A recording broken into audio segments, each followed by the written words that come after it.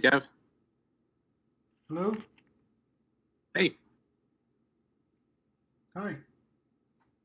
I just wanted to check in to see if you're ready to go and need any more help. I don't think so. Okay. This we start the stream at 6:15. Is that right? Yeah, I guess I started it because I had an invite that said 6. So it's live right now and it says 6:15, talk amongst yourselves up there. So it's going. Okay. There's Yeah, yeah. apparently 6 people looking at it. Um, They might be hearing us, actually.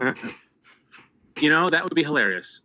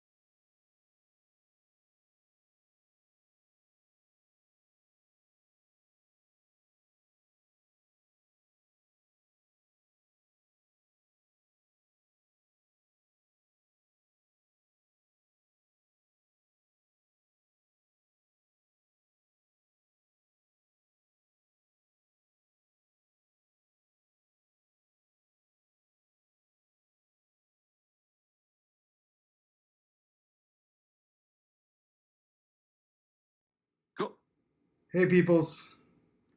This is Dev. I know we got about 10 minutes to go, but I got the green light from Mr. Noble Robot himself, today's main speaker, Mark, about hey, let's just start chatting. Yeah, we got a little bit of time before we'll actually drop into stuff, but we figured we'd try to be entertaining in the meantime. Yeah, Scott was asking like, "Hey, it's should I be hearing any audio?" And I bullied Dev into just a pre-show, basically. Yeah, well, I know you're really excited about oh gosh, what's the name of that little device? The Playdate. Yeah, I mean, you just posted something about it yesterday. I saw it when I was at PAX back when we had things, and I know you're like really excited about that. Like, what really is turning you on about that? Oh man, and I'm a sucker for this kind of thing, like new novel hardware. And I'm not going to get into this as much in my talk, but one of the things that as a developer, the history I have is I've made a lot of really bad bets on like novel. Like I was big into Windows Phone. I was a believer in Ouya. Ooh. I love that stuff, and I think that may be a portent for the future of Playdate, but I think they really got it right, and I'll talk a little bit about why I believe in this project in my talk. But for me personally, I was attracted to it just because it's new and interesting, and you get to be sort of on the vanguard of whatever. Like it's a new thing. It's not necessarily world changing or anything like that, but it helps. Man, I learned so much just from it. Like I learned a new programming language. I learned a lot about open source distribution, and I'll talk a little bit about that in my presentation. But just the opportunity to be exposed to more things of any kind of you can grow your skills, and I'm always attracted to stuff like that, and this is a venerable fountain of opportunities on that dimension. So it sounds like you're actually maybe more excited about this platform as a developer than you are as a player. That's probably true, I think. But that's also true of like the Switch, for example. I love developing for the Switch, but as a player, I'm like, I don't know that I'm really taking advantage of it as a consumer. But yeah, I think you're right. The Playdate's very similar. I love it as a tool. But that's the lens through which I'm viewing it now. Once the thing is out and all those first 24 games are released, I'll have the opportunity along with everybody else to fall in love with it as a consumer too. Yeah, I think when I first saw it, they had a giant booth. Is maybe not the right word. It was like a little shed at PAX West a couple years ago, and it was like I had kind of a similar feeling that I did to Pico 8. I was like, "Ooh, this seems like it'd be really fun to get into." But similarly, I never really embraced that. Like, it was always like, "Oh, I really want to," but I just never really found the time. But it was a very similar feel of like, "Oh, this seems really cool. I'm really actually interested in getting into this." And if I just had, just maybe 8 more hours a week, I think I would dive headfirst into Playdate. Playdate seems like it's getting a lot more just general interest. Whereas Pico 8 definitely seemed like it was much more of a developer-centric audience. And for those of you who hadn't seen Pico 8 a couple years ago, gosh, maybe it'd be 4 or 5 years ago now. It was a while back. It was a virtual 8-bit console that you could make. I want to say it was like 256 by 256. Really constrained, yeah. Like heavily constrained. Seemed really, really cool. I know people were doing some really cool stuff with it, but I definitely had the same kind of reaction that I had to Playdate as I did to Pico 8, thinking like, oh, this is gonna be really fun to get into, and just not really figuring out how I would be able to spend the time to get into it. Yeah, it's real tough. You do have to commit a little bit, and I've had the opportunity to be able to commit that time, but I did have to carve out my schedule to make sure that I took advantage of it, and that is a difficult thing. So how long have you been developing in or like with Playdate's stuff? Sorry, what was that? So have you cracked into development with Playdate, or are you just excited about it? Oh yes. Oh yeah. I'll spoilers, but I'm pretty far along in the game that I'm making, and of course this engine that I'm building. So it's been about a year of tinkering with the thing. Yes. So you've been very dedicated to that as a growth space for both you and as like your like as a platform. That makes sense. Cool. I'm sorry to hear about your belief in the Ouya, by the way. That sounds very difficult. You know what? Part of me still believes in it. Yeah, It had a crappy controller, but it had cool design. They made a ton of mistakes, and maybe it's my rose-colored glasses or my recency bias, but I think a lot of people are saying, "Oh, Playdate's like the next Ouya because it's similarly niche and has lots of it's different and interesting." But I think that's a very unfair comparison. As someone who fell in love with both, but what it taught me a little bit is you kind of I'm not good at putting my finger in the air and knowing where the wind is going, and I think I'm going to stop trying to do that. I'm just going to fall in love with what I fall in love with, and we'll see what happens. Yeah, I think that does seem like a very unfair comparison because Ouya was really, it was a set-top box, and I think part of what I'm looking at with it had a different mission too. It wanted to do more. It had higher ambitions, and there's nothing wrong with that. And I think that it could have gone another way.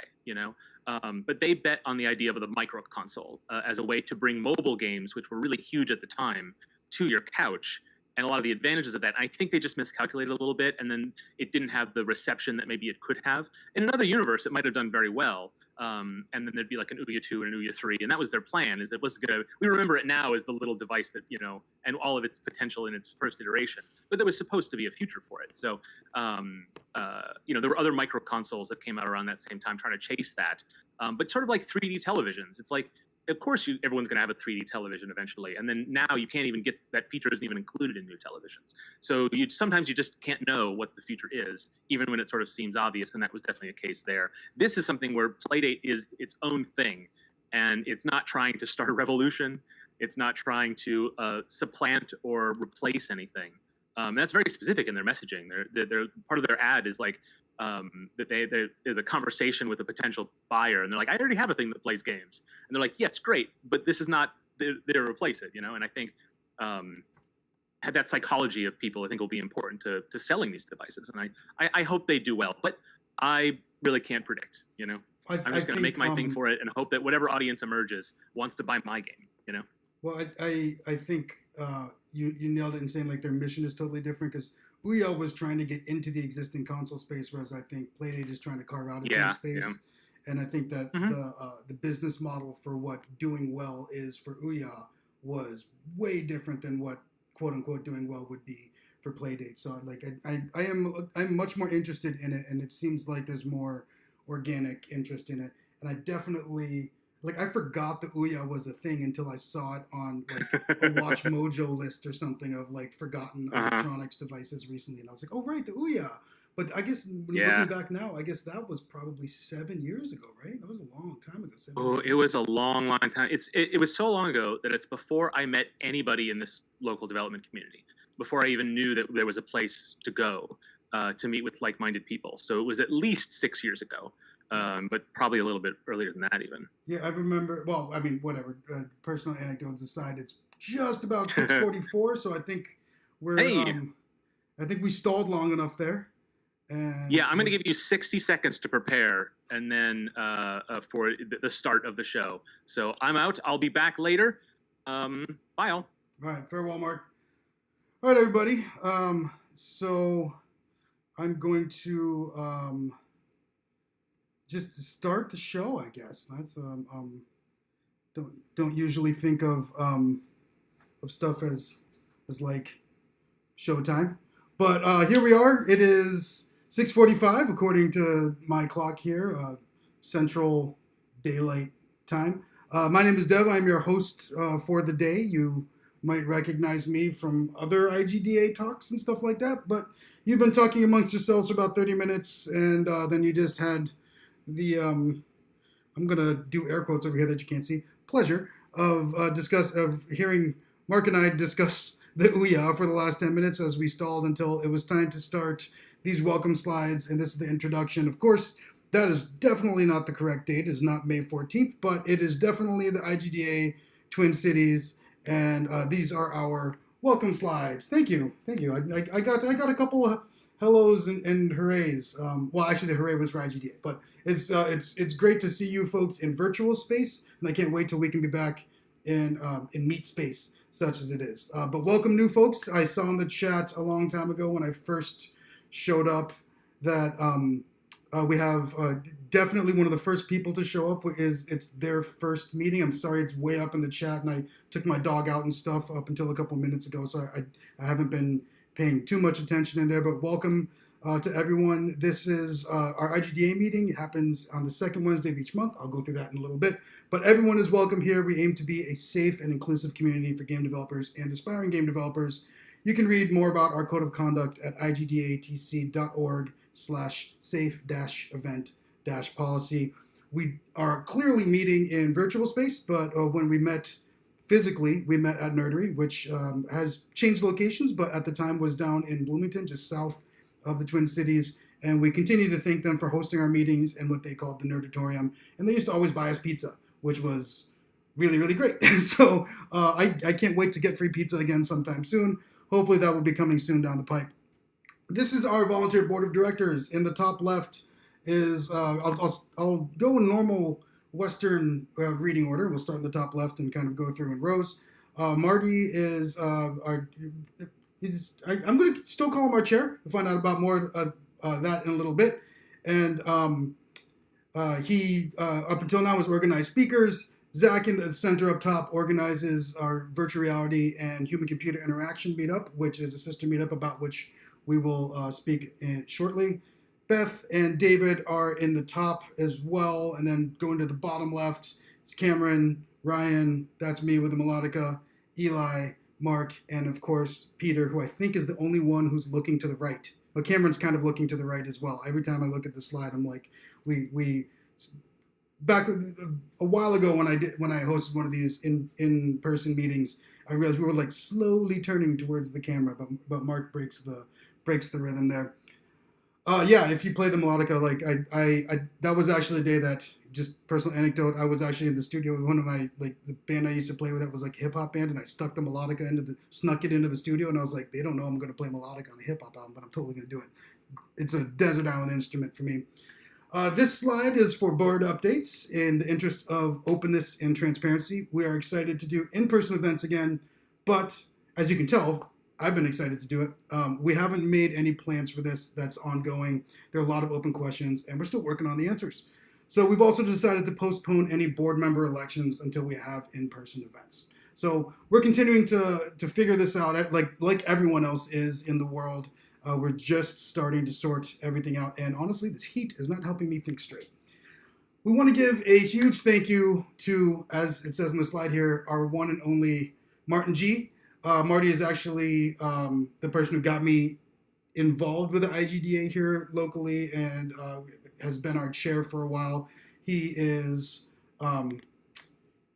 stepping down as the chair of our local chapter, and so if you are interested in being a speaker or one of the presenters here, you can now contact igdatwincities@gmail.com directly. The entire board, of course, and I'm sure everyone in the community has probably interacted with Marty in some way, shape, or form. We want to say thank you, and of course, we're going to do our best to fill those. What are they? 9.5s? Those big shoes? I'm guessing 9.5s. But thank you, Marty. You have laid the foundation upon which so many of us are like continue to do this work even as I speak. Well, that wasn't as smooth as I was hoping it would be. I got choked up because of my emotions. All right, so this is the IGDA Twin Cities Game Dev Meeting, which happens on the second Wednesday of each month. You are in it right now. The location, of course, is Twitch, which is where we all are. And next meeting, it looks like we still need a presenter. So as per the previous slide, you can email us directly there.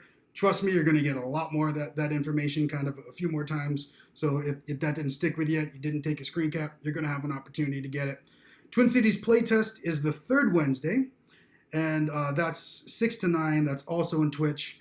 The next meeting, always looking for games there, and Twin Cities Playtest is run virtually. We're going to take a look at a slide in a little bit. It's a place where local developers, local playtesters, and anybody who just kind of wants to hang out can join in and get a glimpse at the next generation of interactive and specifically game projects coming out of the Twin Cities here.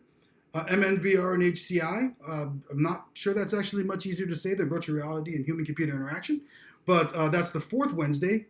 in parentheses, usually, 6:30 to 9:30. The current location is Altspace VR and Twitch. So we'll take a look on the next slide. You'll be able to see what that looks like. So as you can see, represented in very developer-like RGB, but except it's RBG on the calendars up above.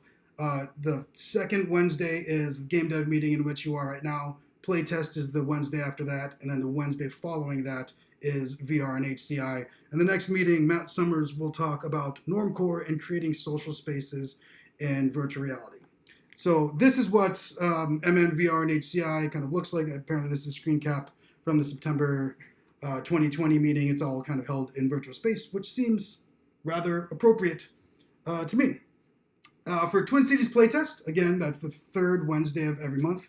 It's a new-ish IGDA-TC event, so it is, when I came on board, IGDA was kind of the only meeting, and then VR HCI came on, and now Twin Cities Playtest fills that space in between the two. It's the third Wednesday of each month. They've missed holding public playtests, so it's gone online. All games are welcome, including local multiplayer games.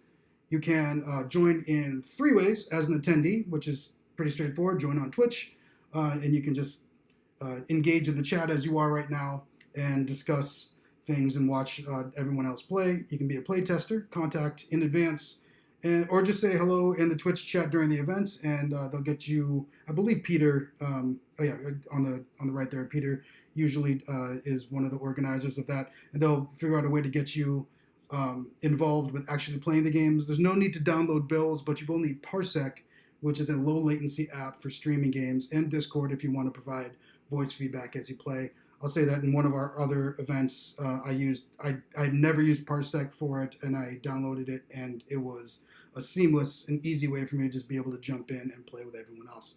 The third and final way with which you can engage with Twin Cities Playtest is, of course, as a developer. So you can send a Windows build, and that's it. They encourage you to join the stream via Discord and voice chat as well, of course. So Peter Yang and Mark LaCroix are the folks with whom you will contact. I think Peter is kind of for everything, but you'll send the builds, the Windows builds to Mark, who will get them all set up to be able to be played through Parsec. So more details and instructions are on the Twin Cities Game Dev Discord server and the, should I say pound or hashtag events-info channel. Feel free to vote for that in the chat here. But so that's at discord.me/Twin Cities Game Dev. Pretty easy to find. All right. Of course, this is a community, and we'd love for you to connect with us.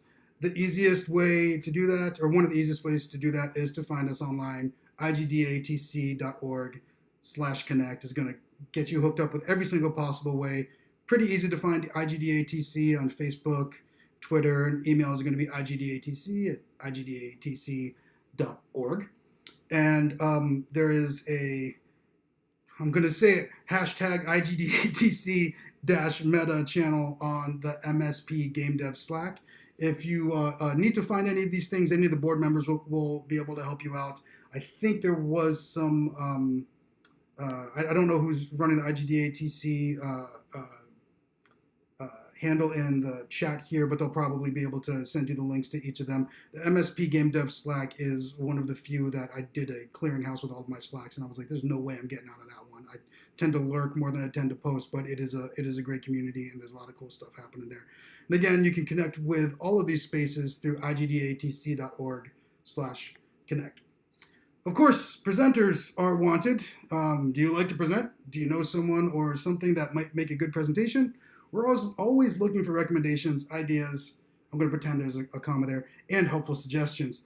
So talk to any of us IGDATC organizers, or of course you can email events@igdatc. There's the Twitter, webpage, Facebook, and of course a bit.ly. So bit-ly/IGDATC. I'm going to leave that up there for a second and just say that I think that the presentations at IGDA, specifically here locally, have been one of the main reasons, obviously, that I keep coming back, as well as the people. It's great to have a nice balance between the two. I've lived in a bunch of other places where either the speakers were the reason you went or the community was, and definitely it's a good mix of both. And everyone is welcome here, so if you've got an idea or if you know someone, feel free to reach out and we'll see if we can make it happen. IGDA-TC is not the easiest thing to say in the world. And of course, how did we come up with that? Well, that's because TC stands for Twin Cities and IGDA stands for IGDA, which is the International Game Developers Association, our parent organization. So the IGDA-TC is a local chapter of the IGDA overall. It's the world's largest membership association for game developers. And if you register as an IGDA member, please tell them that the IGDA-TC, or the Twin Cities, is your chapter that helps everyone out. And you can read about the benefits of membership at igda.org. Being an IGDA member has a bunch of cool membership advantages, and I totally recommend, if you're serious about game development, check that out. I think it can help everyone out. Of course, we are on Twitch right now, and in these unprecedented times, we're experimenting with our event format, and everything is a work in progress ever since the pandemic hit. But even after a year and a half of doing this is still new to us. I remember the February meeting, which I believe was our last one, February 2020. I believe that was our last one before the lockdown, and it's still new to us, even though it's been a year and a half of doing this. So of course, we want your feedback. Hit us up on the IGDA-TC-Meta channel on the MSP Game Dev Slack and let us know what you think. We're, of course, always chatting and playing, but certainly after this, usually when we're in person, we head out to a bar and kind of hang out for a little bit afterwards. It's genuinely one of my favorite days of the month when we can physically have it. But for right now, if you want to stick around and join us in the Discord for games and conversation and just general commiseration, you're welcome to do that after this. So you can find the Connect With Us page on igdatc.org for links to all of the above, about which I spoke in the previous slide. Up next is plugs and announcements. So I believe I'm going to say Levi Libson. I'm hopeful that I pronounced that correctly. Come on down to the Discord event stage if you are online. And if you're not, let someone know or go ahead and pop into chat, and we'll see if someone can help you get lined up.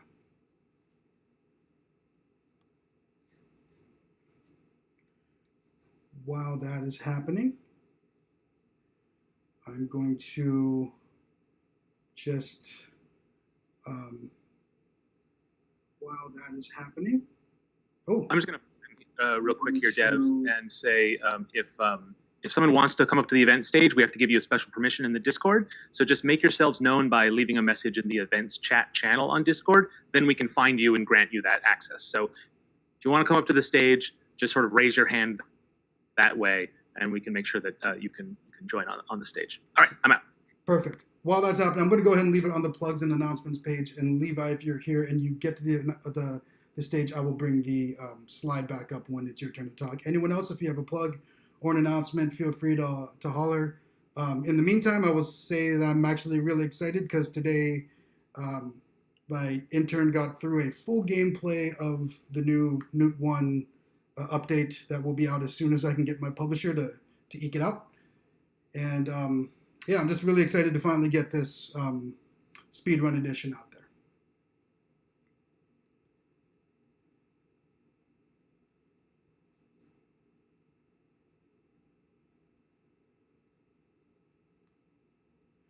It's I'm seeing a couple things in the chat. It's a it'll be a free update to the existing Newt 1 game, and it's got 5 speedrun edition levels, so levels that are made specifically for speedrun and new ways to play them, and also some fun stuff in the on the music side. If you're on a console, I couldn't figure out a way to get the interface to work with mouse and keys, but on the next update that'll be there.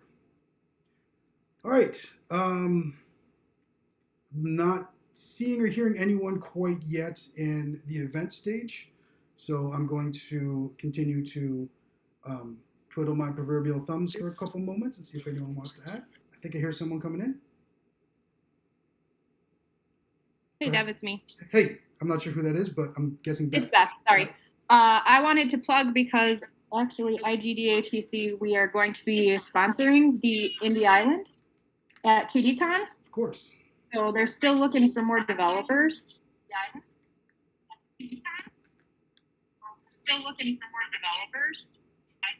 And I'm going to put that link in the Twitch stream there.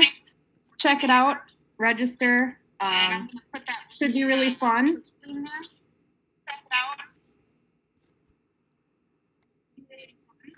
Okay, yes. And if you have any specific questions, just let me know. Great. And so for Mech Alina, I hope I'm not mispronouncing that. 2DCon is a, I think it's the largest Minnesota like game and kind of geek culture event, and I'm super excited. I'm not joking. I like almost cried when I was like, oh, it's coming back this year, and they have an area called Indie Island where all of the developers, well, most of the developers here locally show. I actually force everyone to go out to dinner on Sunday, the last day. I'm like, we're all going out, and we all usually go out and hang out and have a couple drinks after that. But after the entire event, but it brings in thousands of people. It's an awesome event. It's full family friendly. There's like everyone is kind of represented there. I always have a blast, and I always make sure to take a picture with all of the developers in Indie Island, which is kind of where everyone will congregate. If you, I believe maybe Mac Alina, I believe maybe you were the one who said that you had just moved here. It's probably the best way to meet everyone other than coming to here is to go there, and it'll bring in people outside of the Twin Cities, all kind of all over Minnesota. It's an awesome place. All right, so I'm going to go ahead and just open up to other general announcements. We kind of just talked about general announcements, but has anyone released any games since the last meeting? Feel free to post your links in chat, and I'll kind of call them out as I see them. And if you are looking for a group or LFG, if you know of a company that's hiring for someone, or if you are an artist that's looking for developers, developer looking for artist, designer looking for a writer, anything like that, feel free to holler that out in the chat. And any other general announcements, go ahead and post them. I do not believe that the games need to be published to participate in Indie Island, to answer one of the questions that's in the stream chat. I've definitely seen, yeah, okay, sorry, I just see IGDATC responded to that, but I've seen a ton of WIP stuff that's in there. I'm actually trying to get my publisher to let me show like maybe half of their coming soon titles there, but it should be pretty fun. My publisher's in Pennsylvania, so they're not quite as interested in it. And absolutely, someone just said you get a ton of feedback there too. 100%, I think. 100% times 1 is 100. Yes, 100% true. Like, it's one of the best places to get feedback and to see how people feel about your actual game. Bring a bunch of notebooks, and like, it's just an awesome. It's super fun to go regardless, even if you're not showing a game. But absolutely, Indie Island is one of the best places at which I've ever what's the word for which I'm looking exhibited. All right, I don't think I see too many other announcements in there, but we'll let it roll for just a little bit more. And all right, well, I think it's time to get on to our presentations. At our current pace, we have 2 presentations. One is our short presentation, and then our main presentation. The short presentation usually is about 15 minutes. The long presentation is usually about 30. We're going to take a brief, probably 5 to 10 minute intermission in between both of them. But up first is Alex Hallee. I hope I'm pronouncing your last name correctly there, Alex. We just chatted briefly earlier in Discord, so I haven't had a chance to actually say your name out loud. Hopefully I said that correctly. But Alex's talk is going to be on game design through modding. So give me a holler as soon as you get into the Discord channel, and I will let you take it away. This is me, by the way. I don't know, is stay positive flipped on? Yeah, I think it's backwards. Can you hear me? Ken, you're a little bit quiet. Do you have video? Do you want to share your screen? Yes, 1 second. Share screen. we go. Let me know if everything looks good here. I'm also waiting to see it show up on the Twitch stream here. Sure, I'm still just seeing your icon. I'm not actually seeing your screen yet. Let me try this one more time then. Go live. It shows that I'm displaying it. 1 second to see what might be happening, and if anyone has any other ideas, we can take a look at what could be happening there. I'm going to... There we go. And we're good. I think I see your screen, and we should be ready to go. So please take it away, Alex. Okay, sounds good. 1 second here. There we go. So hi, my name is Alex Hallee. I'm a recent graduate from UW Stout with a major in computer science and a focus in game design and development. I've been programming for around 6 years now, and I've worked on quite a few projects at this point. I've made a 2D Zelda-style game. I have a Lovecraftian point-and-click game, and some of you that were here last month might remember me when I was co-presenting the physics-based party game that I worked on as part of my senior project at Stout. These projects were all a lot of fun to do, but the one that I left out is one of the more difficult side projects I've been tinkering with for about a year now. Midway through winter break in 2020, I was putting off the idea of working on any of my smaller game concepts when I decided, like a good programmer, to start a new one instead. The only catch was that the game wasn't quite my own. On January 19th, 2020, I found a link to Super Mario Sunshine hacking Discord, and thus began my descent into madness. I'm assuming most people know at least the basics of the game, but I'll do a quick recap just in case. Super Mario Sunshine is a Nintendo game released back in 2002 for the GameCube. It's a sequel to Super Mario 64, but it changed the gameplay with the addition of Flood, a water jetpack that lets you spray the environment and hover in midair. Mario explores various tropical locations to find shine sprites, the collectibles of this game. I grew up playing this, and it's still one of my favorite games to go back to, which is the main reason why this was the game that convinced me to join the hacking scene. This isn't the first time I've done a project like this, though. My first ever personal coding project was an attempt to remake Super Mario World in Unity during a summer back in high school. I really liked that game, so I figured it'd be a good way to learn how to program better. Obviously, it didn't go so well as a novice programmer, but I'm still really proud of how much better I got at Unity because of it. The project was also my first introduction to the hacking scene when I found the site Super Mario World Central. It blew my mind at the time. There was hundreds of people all creating content for a game I loved, and some were even making it better than the original.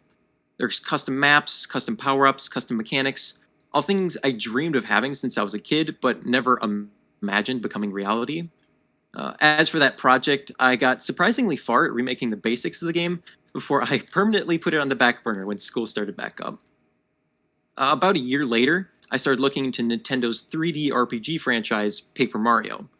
That's when I came across a YouTube channel that was full of unique music and sprites, all made for just a massive fan game concept. I found it super impressive, and I obviously wanted to be a part of this project in some way, so I messaged the creator asking if he wanted someone familiar with Unity to help make it real. He agreed, and that ended up leading me to even more skills and some new friends. Although this project also ended up dying out, once again I got much better at programming.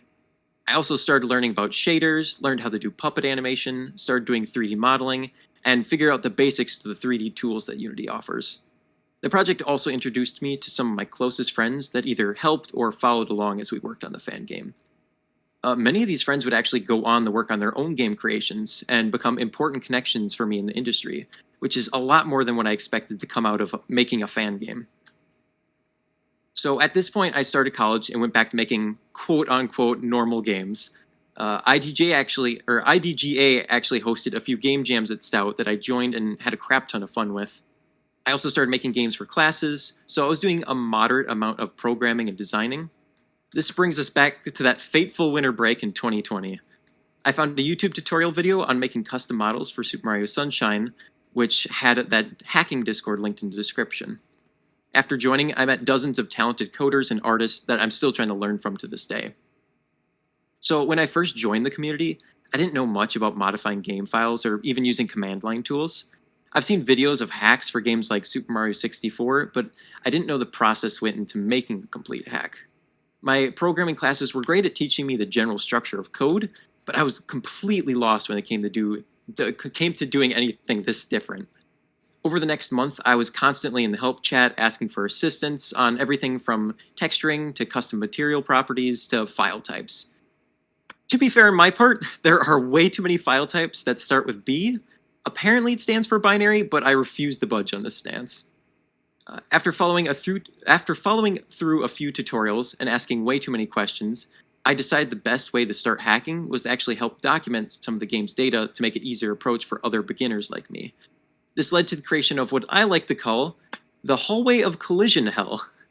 One of the first things I learned is that Sunshine uses separate models for the player physics collision and the visible map. We often call them the collision model and the visual model. I know, very technical. Each material on the collision model has a set of values that controls the way that Mario interacts with the face. For example, I can set a face so it hurts Mario when he touches it, or make it so Mario jumps super high off the ground. This is the same idea that Mario 64 uses, and I'm sure it's not a unique concept. Either way, these values were only somewhat documented in random text files that were just hidden around the server, so I created a level that used as many collision types as possible to figure out what they all did. Thus, I created the hallway of collision hell. Oh, sorry, missed a slide here. This is the example of the collision compared to the visual model here. So this was the hallway of collision hell, which occasionally changed its direction due to the invisible border walls that I didn't know how to remove at the time.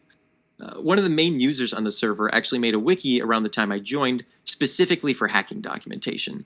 So I started helping to update it with all the collision values that I confirmed and discovered.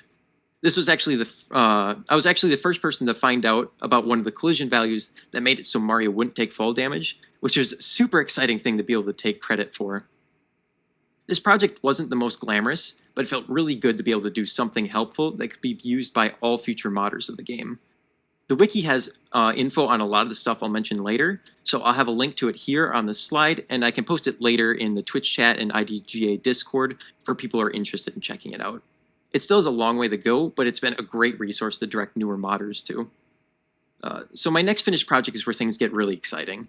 Obviously, I didn't start hacking, so I could make some simple collision models for testing. I wanted to move to the next level, literally making a level. One of the great things about the hacking Discord is they occasionally do level competitions. It works very similar to game jams, where everyone's given a topic or a restriction to make a level off of, and then you're given a week to create it. On September 28th, the competition started with the theme of 5 objects, meaning we could only use 5 different types of interactable objects. This was my first real chance to design a 3D platformer level, so I made sure it would stand out. This is the level I ended up making. One of the core ideas I came up with was the concept of a central gear that Mario would have to run around and reuse as a platform multiple times. I'm happy to say I got first for the competition, and I even had someone who apparently enjoyed it so much they spent hours trying to speedrun it. I'll quickly skip through a bit of video I have here of me playing through my level that I made. So we have a little bit of the intro section, the intro cutscene. Then we have an intro section which introduces some of the platforms I used throughout the level.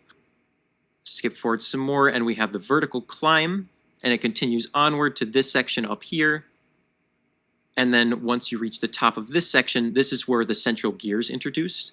So the main point of this is to basically use it as a platform to jump over these spike pits. Later on the level, it gets a little more complex, but this was just me introducing the mechanics, so I wanted to go easy on the player. A little bit further ahead here, we have like a little mid-section that's supposed to act as an intermission, kind of space apart the different difficulties of the gear. And then we have the hard section here where the spike paths are basically double in length, so you have to time your jumps a lot more precise. Then we get to a vertical climbing section over here. You get to the top, there's more gears, you have to backflip and wall jump your way up to get to the next layer where we have wooden platforms that bounce you to the top and get to the shine sprite. So making this level was a challenge, but it ended up being super rewarding and a big inspiration. Oh, I'll pause that in one sec. A big inspiration to continue with level design. I also think it's something that only hacking could have easily offered me. Unless I wanted to shell out some big bucks for a pre-made character controller in Unity, I would have had spent way too much time designing and refining a 3D platformer character before even starting to design levels like this. With an existing framework like Mario Sunshine, though, I already knew the player's movement abilities and was able to design around them. Platforms were placed so Mario could comfortably jump to them if timed right, and I was able to design the map so players wouldn't be able to easily skip sections. One of the biggest hurdles I found when designing a level was just not knowing how to make a fun challenge, and Sunshine's been a perfect playground to experiment with that. Working with an existing base allows you to focus a lot more on specific aspects of design, like improving at level design. This is just one aspect I improved upon for hacking, though. Most of the knowledge I gained came from my project that I'm still working on today. So for the people who haven't dozed off yet and are paying attention, I left a little bit of a gap between when I started hacking and now. Since the beginning, I wanted to try something that was never done before in the Sunshine hacking community. GameCube hacking in general is a relatively new scene that has just recently started exploding, so I wanted to make an impact while everything was still new. That's why I decided to make a brand new location to explore that was just as exciting and interactive as the base game locations.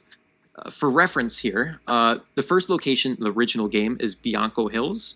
It has 8 episodes that you can choose from a level select screen, with each loading a slightly different variation of the level with a unique goal for you to complete. Episode 1 has a mini-boss that rewards you with a shine sprite when beaten. Episode 2 allows you to reach that windmill and fight a giant plant, and so on. Each area also has 2 bonus shine sprites that you can collect, and another shine sprite that spawns when you collect 100 coins. What I'm getting at here is there's a crap ton of work that needs to be done to make a custom area, and my goal is to be the first one to create one. Saying that, I'd like to welcome you all to Isle Medusa. So this island has been the project I've been working on sporadically over the past year. Most of the new things I learned were in some way related to this map, whether it be about making a specific mechanic for one of the missions or learning how to add configured objects to the scene. It's still missing a lot of textures, but I'm really happy with how the overall design and level flow came out. The model's only a small part of the work I did, since that weird thing called gameplay is usually where the meat of the game is. I've given it to a few others for testing, and people seem to really just have a great time running around. Here are a few in-game screenshots of the level where I added NPCs, some enemies, coins, and a few other objects that are meant to outline what's to come. I also managed to save some screenshots from various stages of the map model development, which has been interesting to look back on and see how I progressed. This is all stuff I did while trying to juggle classes and a semblance of a social life, which you might be able to tell with some of the longer breaks between images. I'll break down some of the things I needed to learn to get this far, just so you all can have an understanding of the effort that went in to make this level. So one important aspect of models in Sunshine is the lighting, or rather the lack of it. Obviously the GameCube has pretty limited capabilities for lighting up a scene, so the way that the game fakes it is using vertex colors. This was brand new to me at the time, but I learned pretty fast how powerful it can be. These are 2 screenshots of the same level, with the only difference being that one has the vertex colors disabled. It's an insane difference that just completely changes the way the level looks. Sunshine uses vertex colors for shading, underwater coloring, and texture color variants, all of which work together to make Sunshine visually stand out. I haven't done anything super complex with vertex coloring yet, but I have used it to make some nice sandy beaches and for coloring that competition level that I showed off previously. Another thing I learned was the way that GameCube handles moving textures. Objects in-game have materials that allow for some neat visual effects, like a metallic sheen or a watery look, but they can't animate on their own. Instead, there's a different file that holds keyframes for each material, which can then be changed to do things like move or rotate the texture. Effects like the water use a combination of multiple scrolling textures and a material which combines them and cuts out pixels at a specific brightness value. I, of course, practiced this by making the hub level vomit-inducing, so I'm basically an expert at this point. Up next, we have enemies and rails. If you want any sort of path for either a character or a platform to follow, you need an editor to create a rail for them to use. The rail system that Sunshine uses works as a system of connected nodes, with each node having settings about the way it's used and where it connects to. For example, you can specify a loop of points, which has one node that starts the rail movement once Mario jumps on the platform the rail is connected to. It's a super cool system that allows for a ton of customization. We also have enemy objects that can be added to the game, each of which can be customized. Most enemy objects have individually changeable data that lets you specify what item they'll drop when you interact with them, as well as a field that allows you to specify a rail that their AI will attempt to follow. They're not super complex, but each enemy type uses the settings slightly differently, which just means you might have to experiment a bit. Another part about making a level is the collectibles and interactables. It wouldn't be a 3D Mario game without some coins or stars, so it's usually a good idea to make a level that uses them. Some objects like shine sprites have flags in the game's memory that store whether or not they've been collected yet. You can specify these flag IDs in the editor, which will then be used to mark whether or not that shine's been collected already. There's also some objects that can be sprayed to drop items, which also have variables similar to the enemies to say which item they'll drop. Sunshine also surprisingly has some very well-configured NPCs that you can mess with. The settings for the NPCs have values that allow you to pick and choose from a set of predetermined shirts, hats, body colors, and some other accessories. Combine this with the dialogue system, and you have for yourself some pretty unique characters for the player to interact with. Sunshine's dialogue system works by storing sections of text with a level sequential ID. You can then use a custom coding system to give an NPC a dialogue ID to use for whenever Mario talks to them. Now, that coding system is a whole nother beast. One of the cooler things that Sunshine does is introduce a file that uses some simplified code for the game to read whenever a level is loaded. These scripts are all throughout the game, and they're mostly used to trigger special events. For example, specific NPCs will force dialogue the first time you walk near them, which is actually controlled through this language that's been dubbed Sunscript. Sunscript is also what tells an NPC which dialogue ID to use when you talk to them, so it's a big part about making a polished level. Considering this actually involves coding, I had a lot of fun messing with this. I figured out dialogue trees, timed coin collection, and as you can see from the video here, I actually got a timed race event working that changes NPC dialogue based on your progress. I mostly just wanted to have an NPC that made fun of you for talking to them in the middle of the race. The last big thing I'll cover is the one I'm most proud of, custom assembly code. Now, I passed a computer architecture class that taught a little bit about registers and memory. The key word there is passed. So when I decided to start learning assembly, I had very little clue what I was doing. Thanks to some patient people on the Discord server, I slowly started learning the tools I would need and some of the sites I could learn from.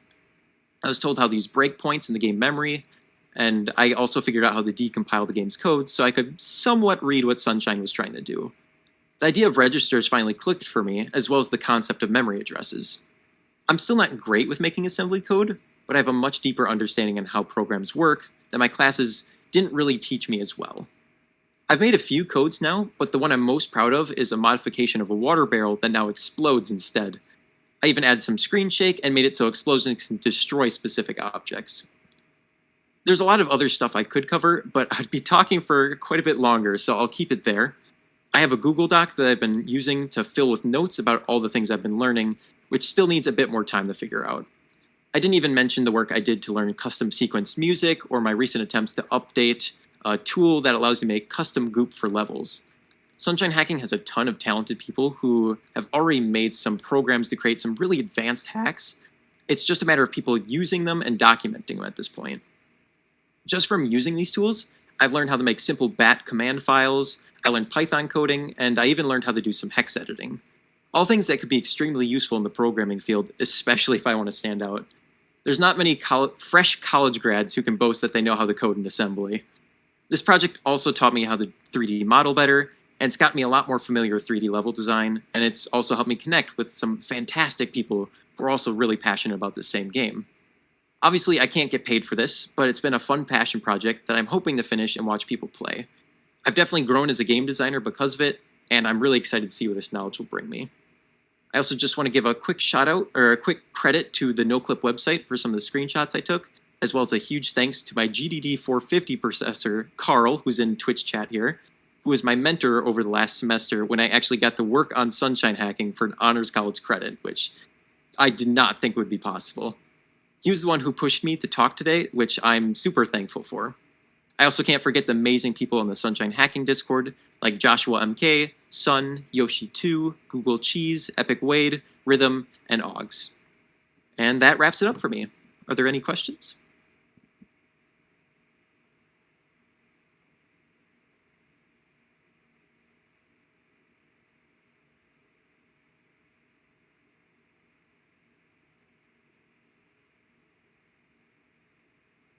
We'll give a couple more moments, and if there are any questions popping up in chat, I'll read them out in case someone misses them. So far, it's been a steady stream of awesome. Here's a good one. What was the speedrunner's best time on your level? I think he got it down to like 57 seconds. I'm pretty sure he spent like a good hour just trying to get it from like a minute 25 to that 57 seconds. It was pretty cool to watch him send me videos of his progress each time. How many stars to collect in your custom area? So I have plans for 8 missions.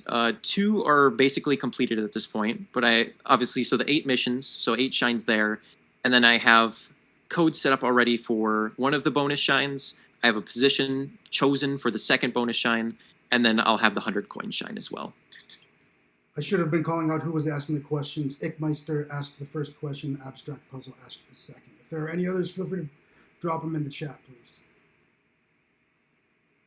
Great work. I'll say, like, I was like, oh my gosh, Sunshine is 19 years old? That freaked me out.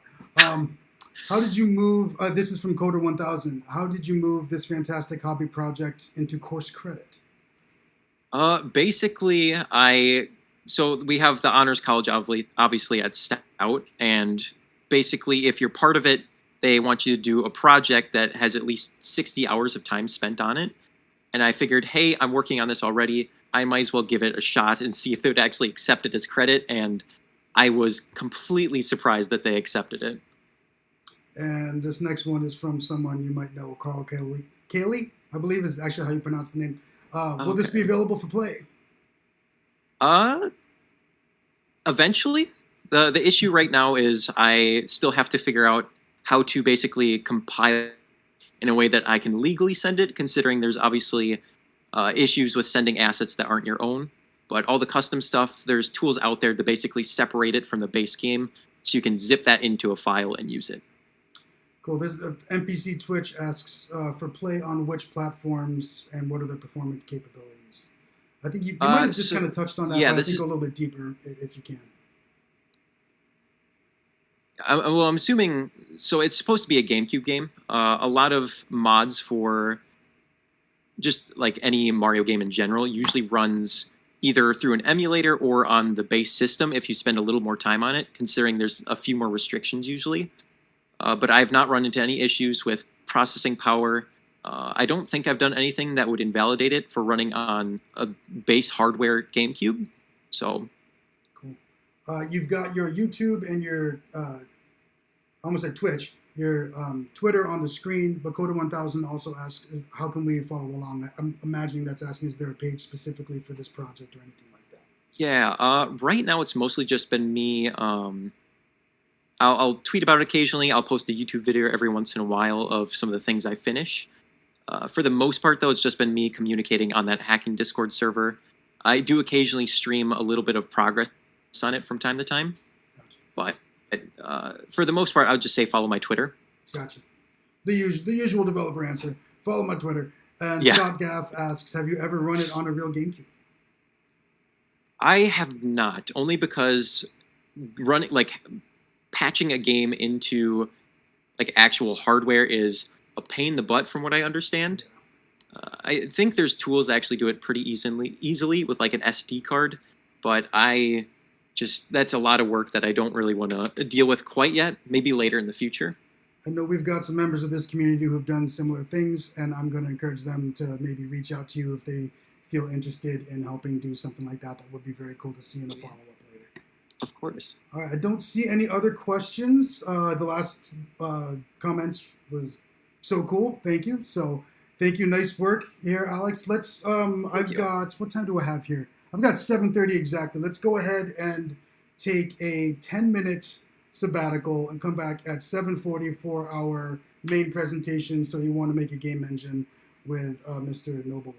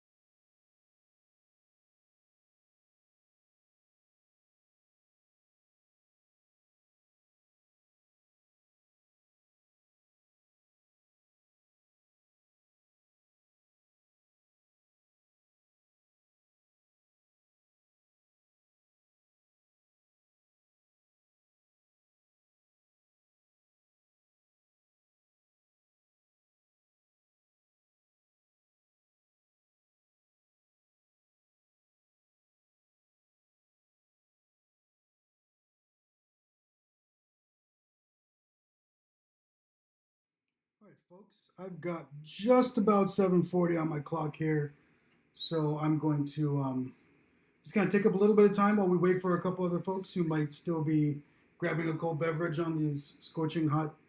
Is it summer yet? I was going to say summer days, but it might not be summer yet. I don't think it's quite summer yet.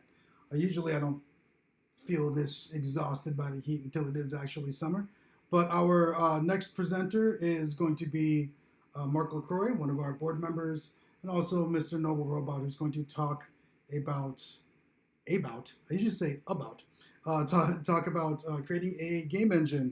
And Mark, whenever you're ready, you can go ahead and hop in event stage, take over, start presenting, and I'll just flip over to that. Up until then, I'll just note the chat has been full of a lot of people going, wow, Super Mario Sunshine, I kind of forgot about that game. And some people didn't enjoy it, some people did. I was kind of in the middle, but this really did give me a new kind of, it made me want to go back and look at it. I actually, particularly personally, really enjoyed the GameCube as a platform and as a console. I thought it was one of the more overlooked. I mean, where would the world be without Metroid Prime? It's kind of how I'm feeling. Still waiting for Metroid Prime 4. I know they just restarted. I heard Mark's laughter there, so I think we are ready for him. And let's hear it from Mark.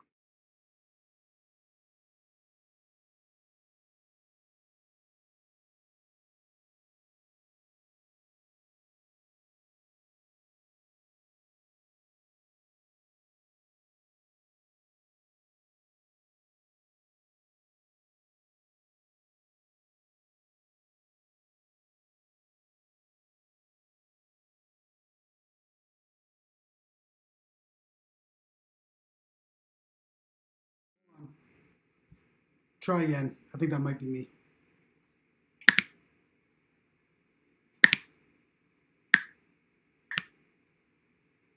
Can you folks hear him? Anybody better now? All right. Okay. I'm seeing the lag on the stream also, so I'm sorry you heard to hear me snapping for so long. Dev, if I can ask you a favor, in your Discord window, can you hit the little X on that purple banner? It's been bothering me all night. Yes. At the top of your screen.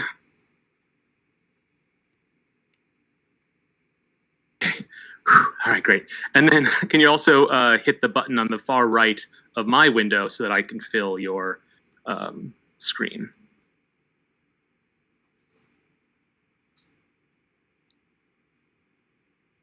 For that. And so you don't need to go for my stream or anything. I am just about ready to go. So I'll wait till I see it on the stream that it's working. All right, this is my presentation, and you can see it's got a little bit of a preamble here. Just imagine yourself in detention. He says, so you made a game engine. This is my presentation. It's a mistake by Mark LaCroix.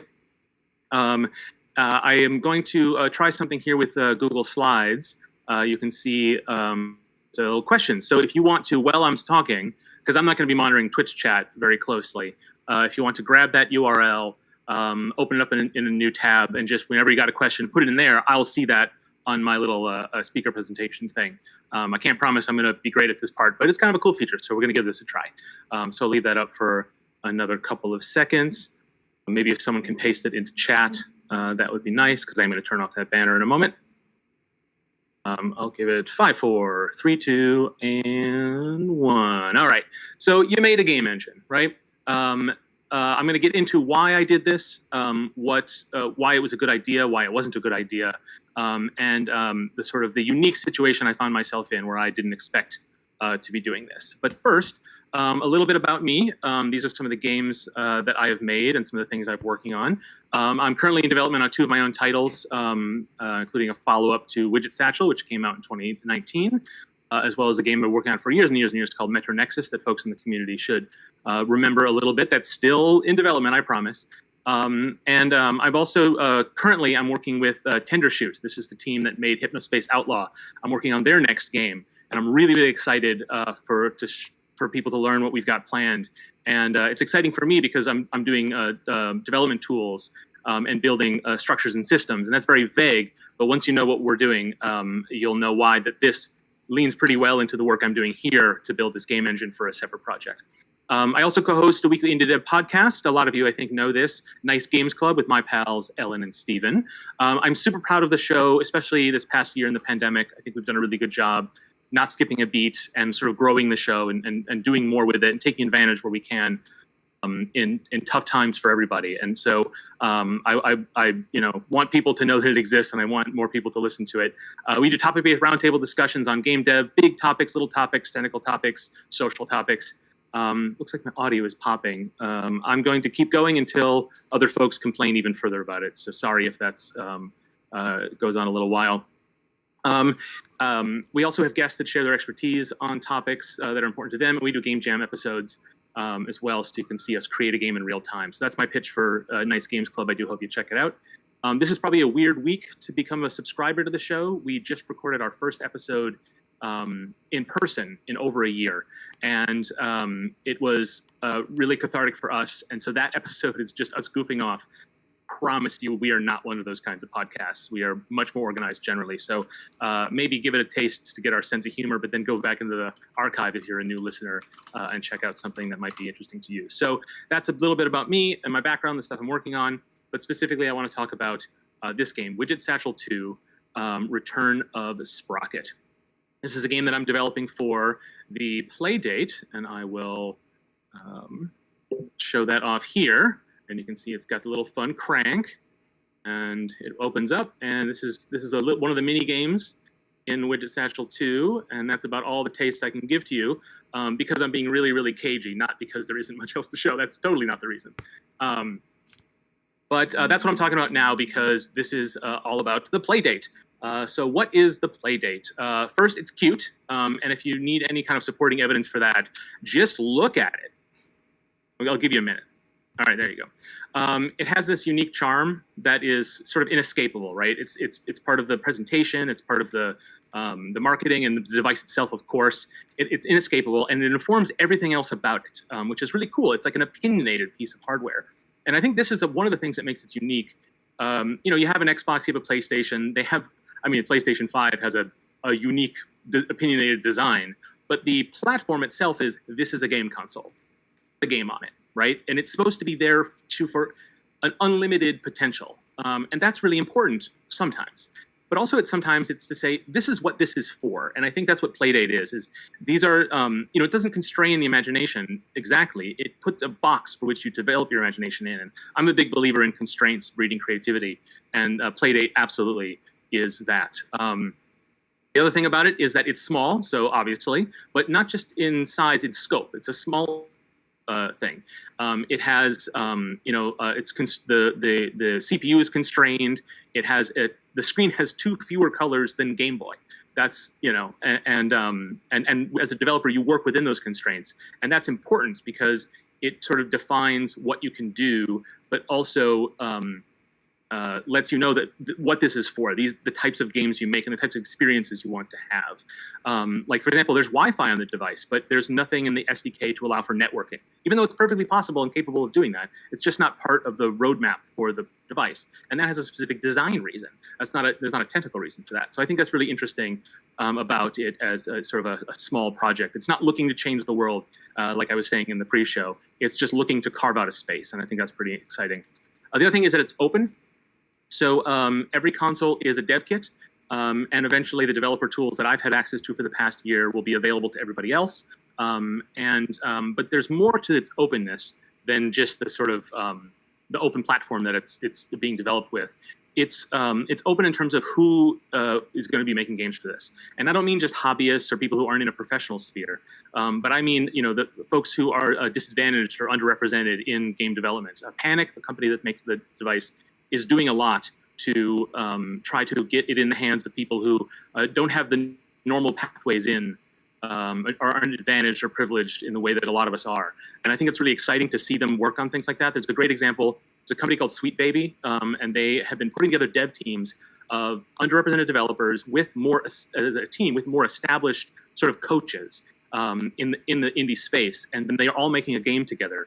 And what's great about that is that one of the barriers they've identified is to get into games, you need your name, you need a credit, you need your name on a game. And because of the scale of Playdate projects, and because, yeah, I didn't go back to slides. Well, there we go. Thank you for that.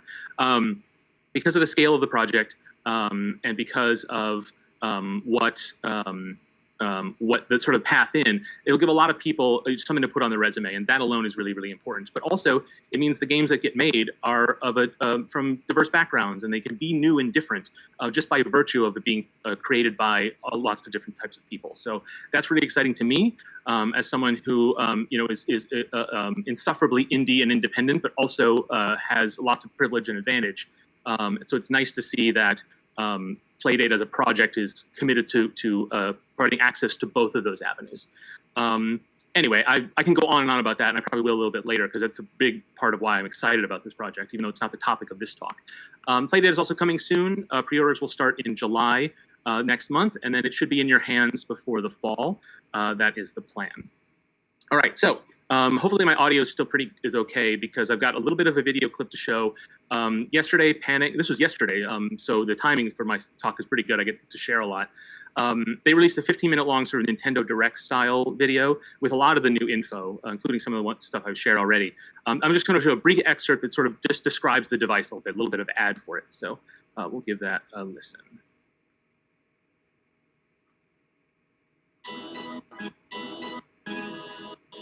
I love it. What is it? It's a new thing. It plays games. I already have a thing that plays games. Me too, but this is a little different. We wanted to try something different, and so we did the most difficult, different thing that you could possibly. Let's take another look. Say hello to Playdate. Ooh, I like it. Yeah? Yeah. Thanks. That means a lot. Here's a hand. Playdate fits right there. There's an A button, B button, D-pad, Wi-Fi, Bluetooth, USB-C, all the hits. Wait, what's that thing? That's the crank. Crank. Yeah. Seriously, what is it? The crank. You crank it, like this. It can control the games. It's fun. Now look at this. Display. Extremely high resolution. Is there a backlight? No, but the screen is super reflective. You can even play it by candlelight. Really? Maybe. Playdate was... So that's a little bit of that clip. You can sort of see the sort of intent and charm. And the whole 15 minutes is really worth your watch. And I'll see if I can paste the link in the chat. I'll do that right there. And you can get that at your own leisure. I'm stalling now because my browser is being slow. Okay, maybe I didn't paste it. Anyway, so you should check that out.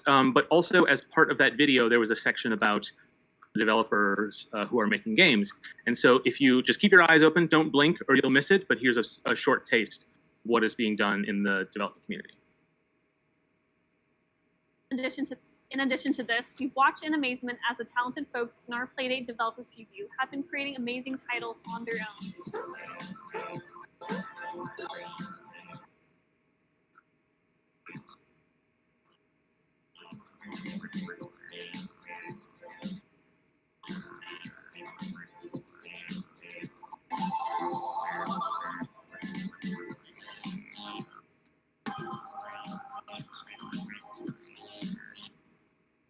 There's a lot more in that section of the video.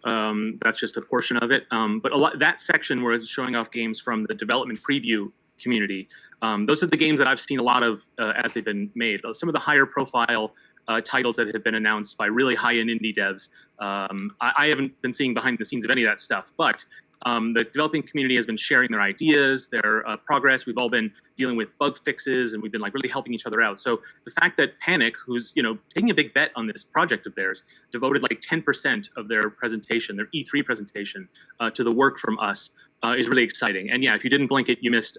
You would have missed, or you wouldn't have missed Widget Satchel 2 right at the top there. And so I'm really, really proud to be a part of that, and I'm just excited.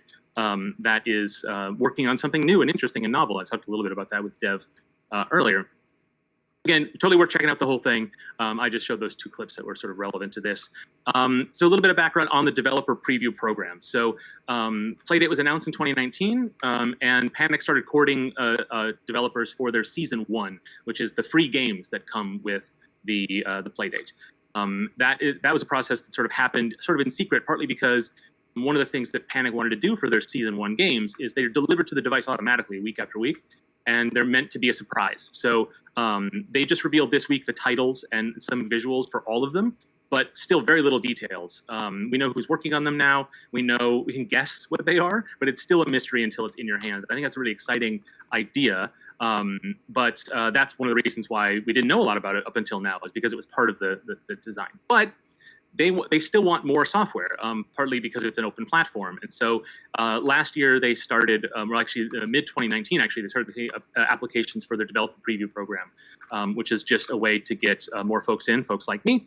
The devs could purchase early units, get access to the beta SDK, and it was lottery based. So there was no it was an application, but they rolled a die and then you got in or you got in. So that is how I got into the program, just by luck of the draw. And but on top of that, like I was mentioning earlier, they set aside a portion of their units to target underrepresented and disadvantaged developers, to make sure that the development community was more diverse than you might expect when you have a program like this, where it's sort of easier for people to devote the time and the resources and to take the chances when they don't have a lot to risk. And so and they have enough resources to take those risks. So it's really cool that they were able to do that, and that was really exciting. So I was randomly selected in May 2020, and this is when the pandemic was just starting to be like, oh, this isn't going to be over anytime soon.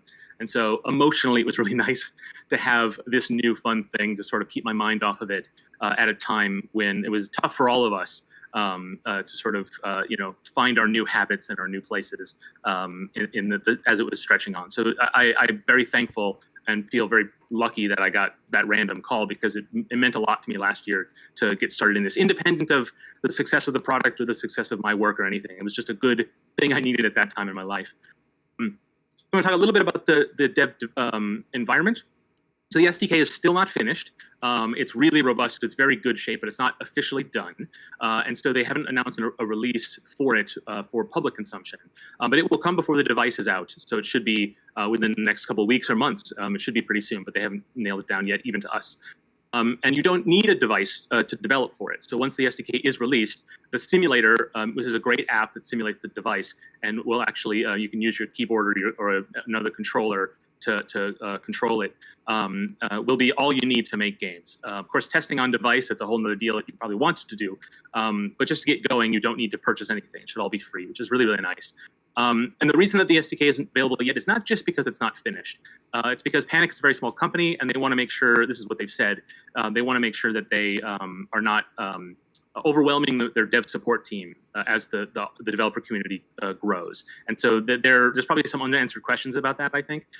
My opinion is that I think they should just release it sooner than later, and then take the temperature and see what they can handle in terms of opening up the developer Discord and stuff. I always think more access is better, even in spite of the consequences. But I have a vested interest in that, because the tools that I'm developing are going to be for that future audience, and I'll talk about that going forward.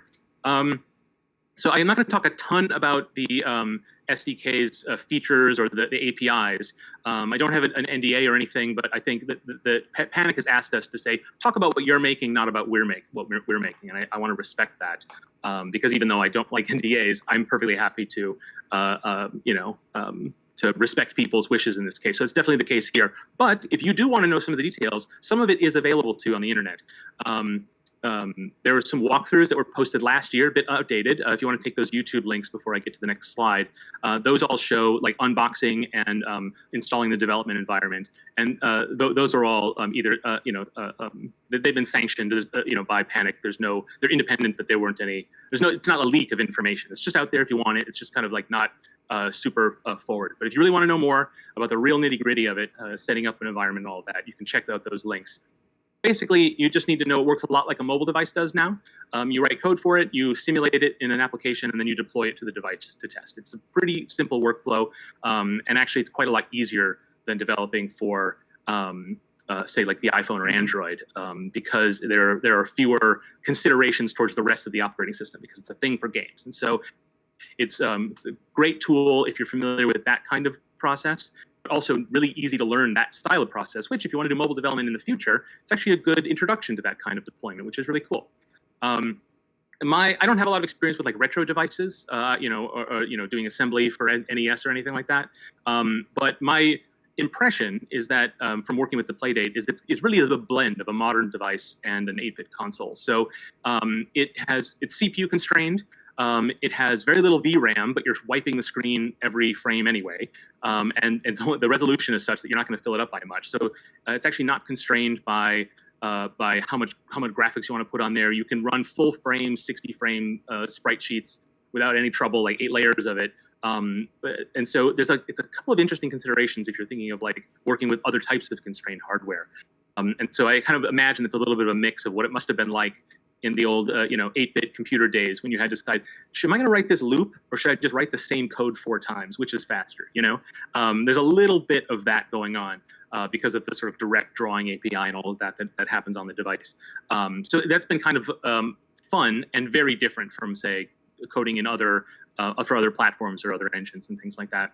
It has lots of modern hardware features too, which is really interesting. It's got Bluetooth, Wi-Fi, it's got an accelerometer, it's got a microphone, so you can get lots of fun Nintendo DS style things. So that's exciting for me because Widget Satchel 2 is essentially a minigame compilation. So I'm really trying to. It's kind of it's a little bit of Wii Sports in a way. I'm trying to make use of every piece of the Buffalo in order to make an interesting game for it, and it's pretty exciting stuff. I do want to mention that there's a bit of a Mac versus Windows kind of growing pains for the SDK. When I joined the program, the SDK was available on Windows, but the simulator wasn't. And so I actually was running, don't tell Apple, but I was running a VM in VMware on my Windows machine just so I could run the Mac simulator app. And I would compile the application on my Windows machine. I had a shared folder with the VM, and then I would open it. And it was like a whole process, but I got it kind of working smoothly after a while, and it was definitely worth it for me. But the reason I mention it is because like Panic is a Mac company. They make Mac applications, not games. They make applications, utility applications for the Macintosh for Macs.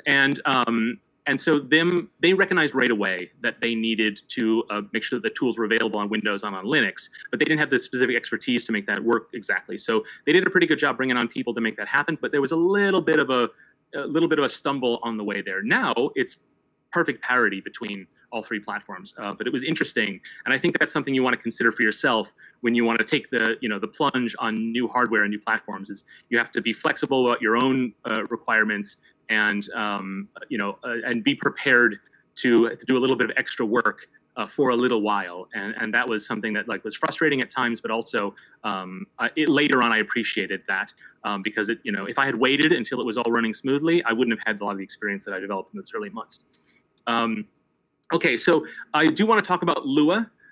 Lua is the programming language that the Playdate uses. And some of you may be familiar with Lua. It's an embedded scripting language that's very commonly seen in other games and applications. People have used it to like mod Minecraft or World of Warcraft. It has first-class support in like user-generated games like Roblox and Tabletop Simulator. Other engines use it. The Love engine uses it. CryEngine, surprisingly, I learned this week, uses Lua also for user scripting.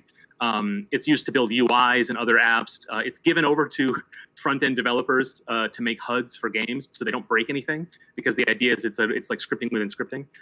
Embedded scripting is not something I have a lot of background or familiarity with. I have a sort of a layperson's understanding of it even now.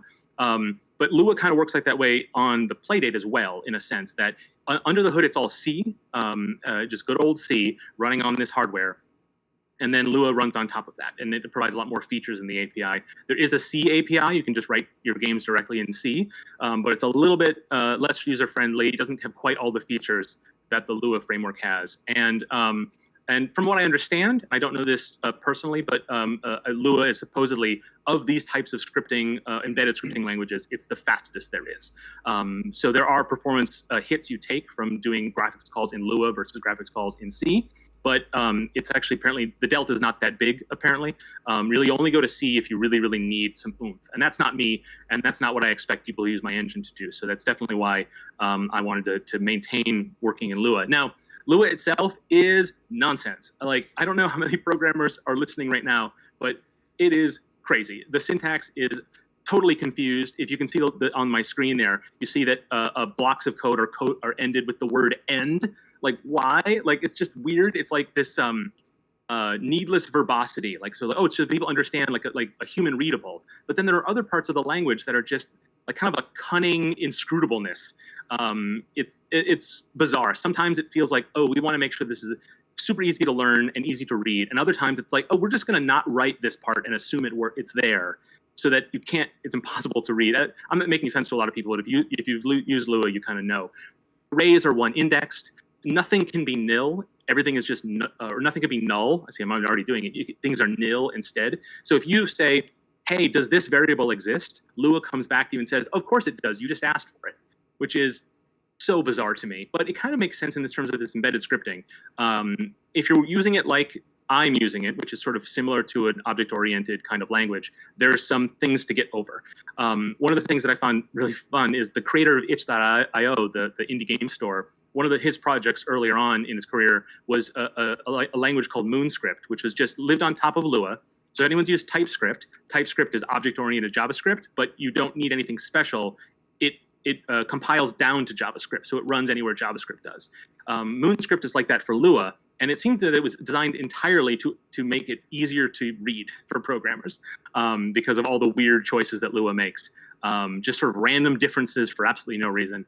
It's very bizarre. But now I'm into it, so I will say there's a lot of cool things about Lua.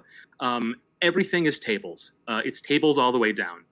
It's a dynamic programming language, which is I have very little patience for generally. But what's cool about it in Lua is that you can override a method at runtime, which is really interesting. And it makes things very flexible. Code will fail gracefully, but not in like the awful way that JavaScript does it. And so you can write really flexible, clever code. And a lot of the things that you learn not to do as a programmer. I'm a self-taught programmer, so it's kind of like converts make the best adherents. So there's a phrase I'm not quite getting right there. And I was like, I need to know the dogma because no one's teaching it to me. So I have to be really strict about that stuff. And so I did that for myself as I was learning programming principles. And Lua is just like, don't worry about it. Like everything just kind of does what it's the Wild West in there. And a lot of the things that, like the compiler will send you to the principal's office for. In Lua, you can take those and just make them interesting tricks. And I'm being very vague, but like as you write it, you're like, oh, okay, I don't have to do any of that checking. I can just cheat my way to success. It's kind of great. But at the same time, it might just be kind of great because it's what's in front of me and I have to learn to love it. Okay, so I'm long preamble here before I get into properly making my engine and why I did it. And this is the pivot point in the talk. An SDK is not an engine. You can get it's a library on top of a programming language, but it's not a full engine and it's not designed to be. One of the things that I think happens with a really robust SDK like the Playdate has is that it gets close enough to fool you. And I think a lot of us in the developer preview have definitely been in a situation where we're like, wow, there's so much that this can do for us. We can do, it's practically everything we need. And then you get a little bit far enough and you realize, oh, no, actually, it's actually missing quite a lot because it wasn't intended to be a full development environment. It reminds me a lot of the Flash API, script to develop Flash applications in code. It's very much like that, where I felt for a long time doing Flash that I could get really far before realizing that stuff was missing. So the things that an SDK has, but an engine will bring to it, is so the Playdate SDK has a great file system API for serializing tables into JSON, but there's no save data system, right? You have to sort of develop that yourself. It has a really easy way to create input methods to decide what happens when you press the B button. But there's no real way, in my opinion, I think, there's no real way to organize them. You have to sort of build that yourself.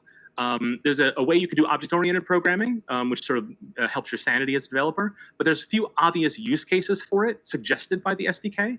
There's one exception, which is sprites. Sprites are really good in the Playdate SDK and feel a little bit engine-y. And you can derive from sprite and make your own objects and have your own running code and all that inside of those objects. And there's a display list metaphor we're adding and removing that circumvents the draw call, blah, blah, blah, blah. Anyway, but that's kind of the principal example. It's available to you, but nothing in the SDK other than that really takes advantage of it. In Lua, everything is global, and so data always knows about everything else, which is sort of a encapsulation no-no, but it's perfectly fine for games. But I think an event system, would be better. And another developer in the preview has created an event system library that I'm going to be moving into the engine. So that's been really nice that other people are making little tools for each other, but passing them around on the forums. And I'm going to see how much of that I can pull in with those developers' permission, of course. The SDK has a great way to handle sprite sheets. It's really, really simple and clean, but there's no state logic. So this was a really big one for me. If you have a sprite sheet object, especially if you're working in 2D games, you know this from working in Unity or anything else that has 2D capabilities. You want states, you want idle, you want run, you want jump, you want all of those different things. You want them to be able to interact with each other.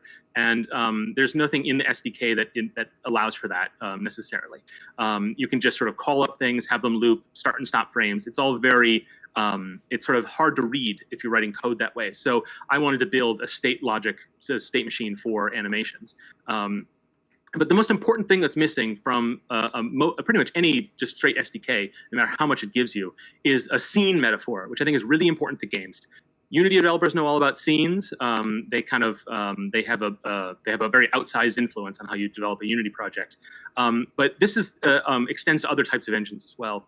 It's less about like a scene per level or a scene for the start screen or something, although that is certainly how you would generally use it. It's really about tracking objects, managing memory, encapsulating things like update loops. So you have this update loop is only running when I need it to run and not at other times. I don't need to go down that path of code when I'm not using it.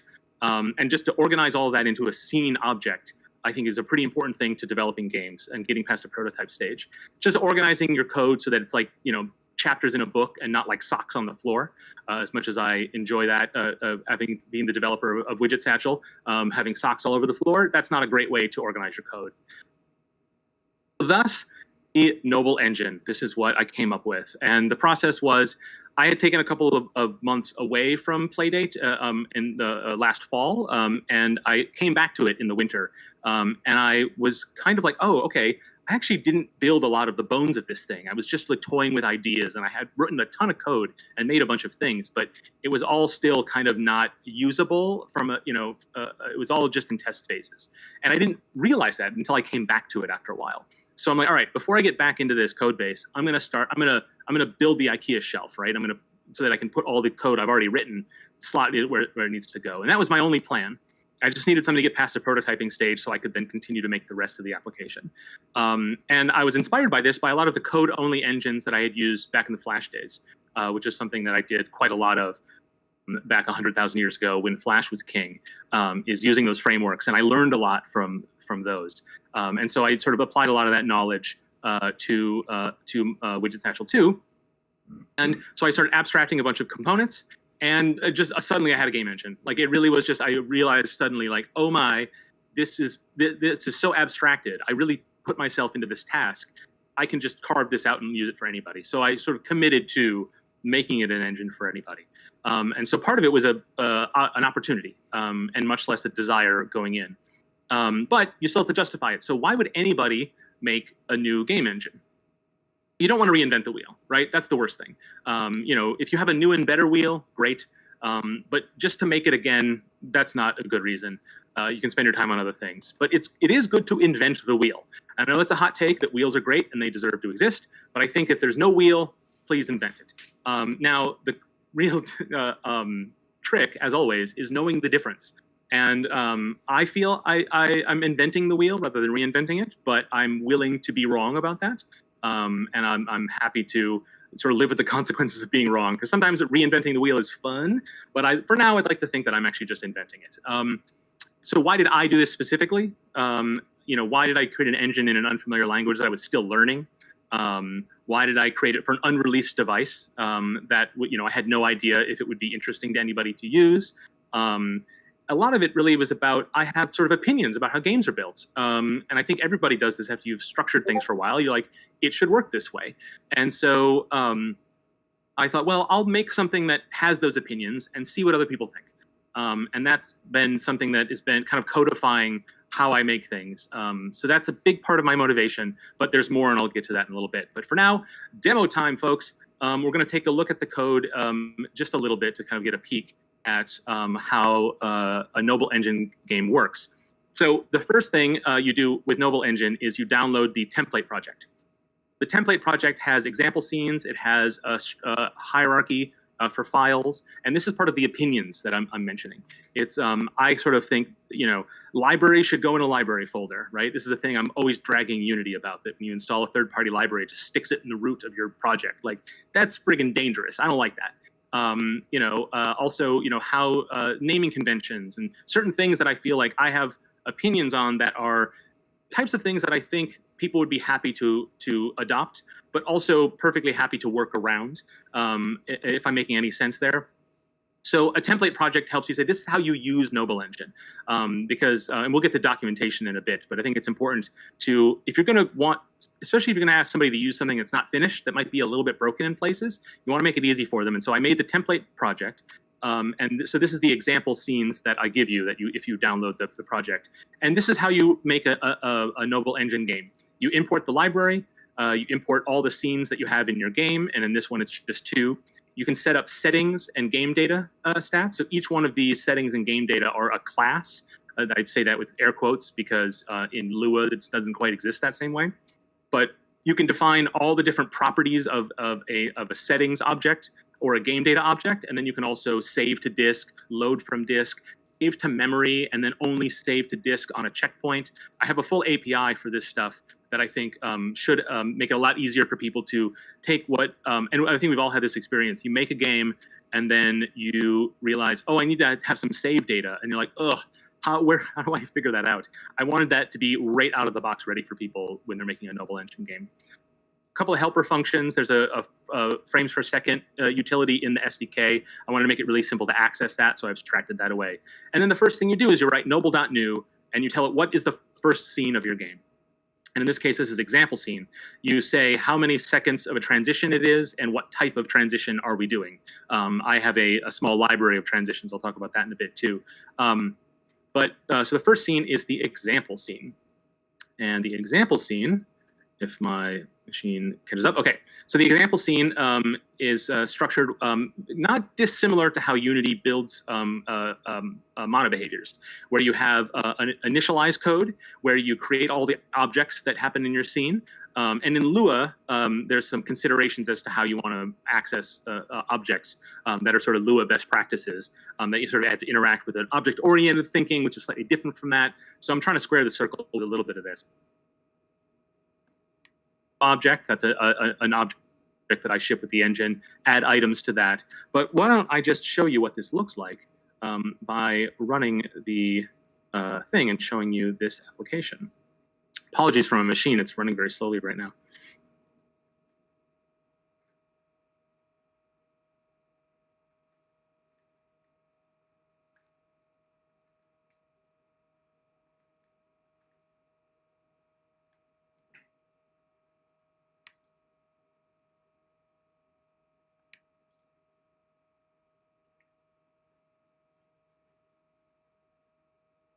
Just sit tight, folks.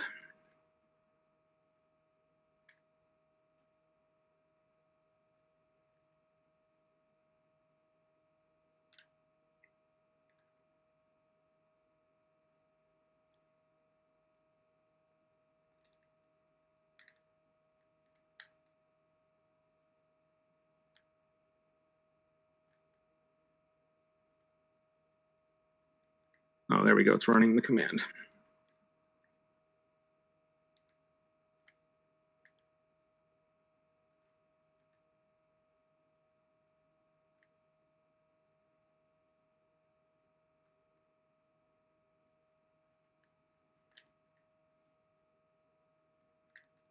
I'll just open it from previous. Maybe that will happen faster.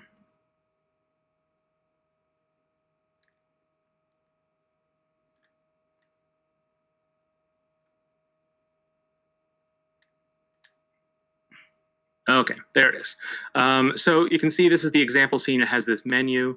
If you have the crank here, you can rotate the crank. You can also do up and down, and then you can select. And these are just the different transition types between scenes. So that's the only functionality I provide out of the box for these example scenes, to transition between each scene.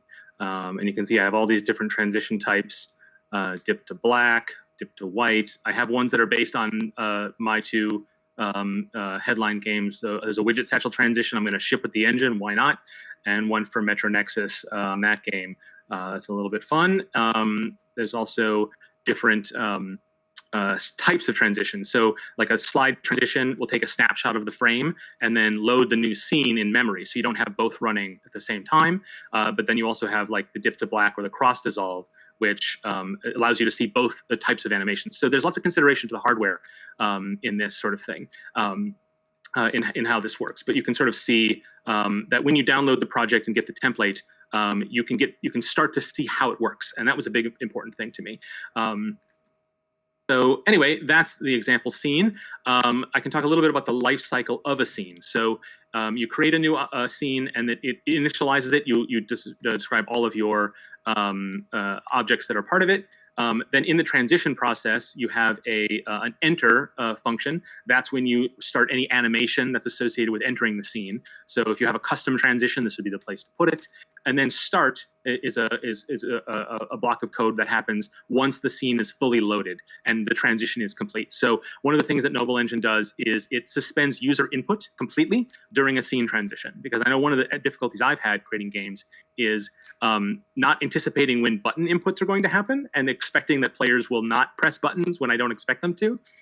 So making sure that when the scene is over, that it's completely disposed of, and then the new scene comes in. That's pretty important to me. So that was something I did in there. I also have, the different libraries, so like how handling input in here. And I'm not sure how useful it's going to be going through this all because you don't know the SDK, and I can't show it to you yet. But basically taking a lot of the functions that the SDK offers in terms of input, abstracting it away, putting them all in one more easy to organize place, and taking some functions that are in various parts of the SDK and kind of bringing them back into the input metaphor. And also making sure that you have an input manager for each scene. So if you want to have one for levels and one for menus, at the beginning of a scene, you can say, use this manager, use that manager. One of the constraints that I put on the SDK was that you can have, in the SDK, you can have as many input types as you want, enough listeners to listen for B button presses and whatever.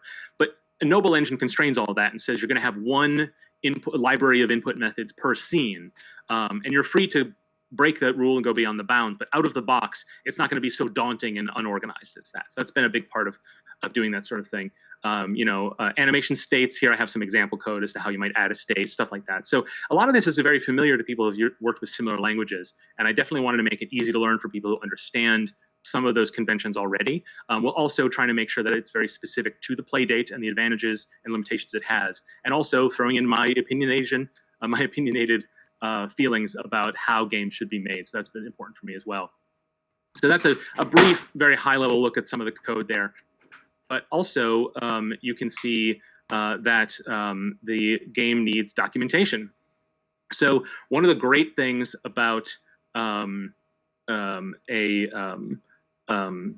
library, when you want to use it, is really well done documentation. And I'm not a trained technical writer, but it's something I like to do. I'm a hobbyist. But the first thing is I needed to know why I was doing things a certain way. So, a lot of things is design, not just code, right? So how is it designed? How is it organized? And so I wanted to say, well, if I step away from my own project for a week and come back to it, I need to know why it works this way. So I can get that out of my active memory, right? And just let it, so I can refer to my own documentation for that. So that's really important.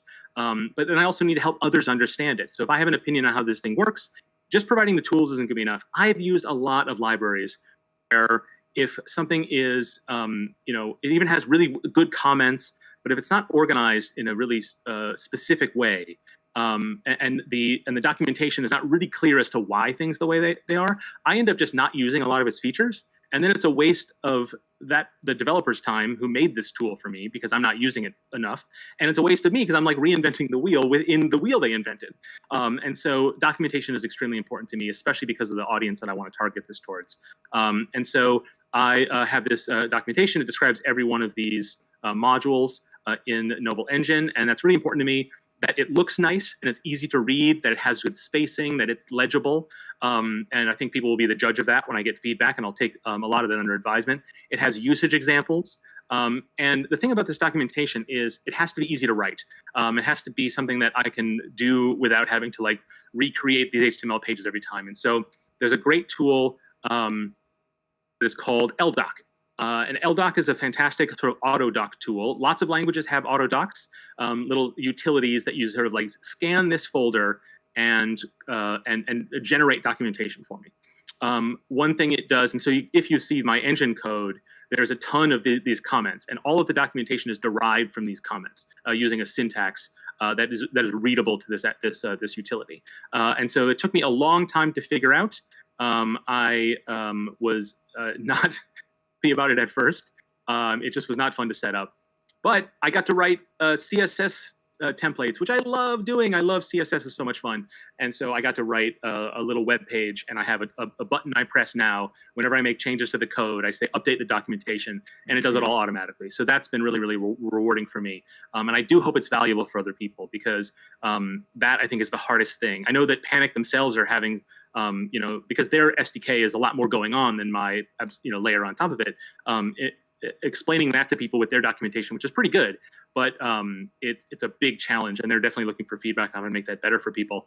And so I took some of the discussions they were having, and I'm like, well, I'm going to treat it just as seriously. And so and that's what I did. The other thing about an engine like this is it's got to be free, right? It's got to be free and open source. That is the only way to distribute something like this, the only practical way, to make it. It also allows for contributions. At some point, I'm making things in the engine that I don't need for Widget Satchel 2, and that's fine. But like, why am I making those things? Like, why can't we have somebody else contributing? If they want that feature, they can write it, they can contribute it, and then it can be the engine can be an expression of my opinion, but also of the people who are invested enough to contribute to Noble Engine. And so I do want a developer community. I'm not looking for it to be a huge project. I'm not looking for dozens of maintainers, but I definitely want to encourage people, if they are getting into Playdate development and want to use Noble Engine and think it's missing something, I very much want them to help add those features to it. So I'm excited about that future. And I've already got a couple of pull requests, which, if you don't know Git or GitHub, a pull request basically is another user will say, I wrote this code, will you accept it into the code base? So that's how open source works. It's not just everyone writes all the code and just goes together. You do have a maintainer, and that's me, so I approve any code that gets added. And I learned a little bit of this. I've used a lot of open source software. I've contributed to some, but I've never been a maintainer of a project that I expected to have contributions to. So I'm learning an absolute ton of stuff. And that adds some overhead to the production of this project. So if this was just a way to make my game easier to make, that's great. But it gets lose all those benefits because I'm also maintaining this engine. And that's I took that on, eyes open. But one of the things I needed to learn about Git submodules, because if you have a template, like I built the template project, as soon as you start changing code, it forks the engine, right? So suddenly, if the engine changes, what are you going to do?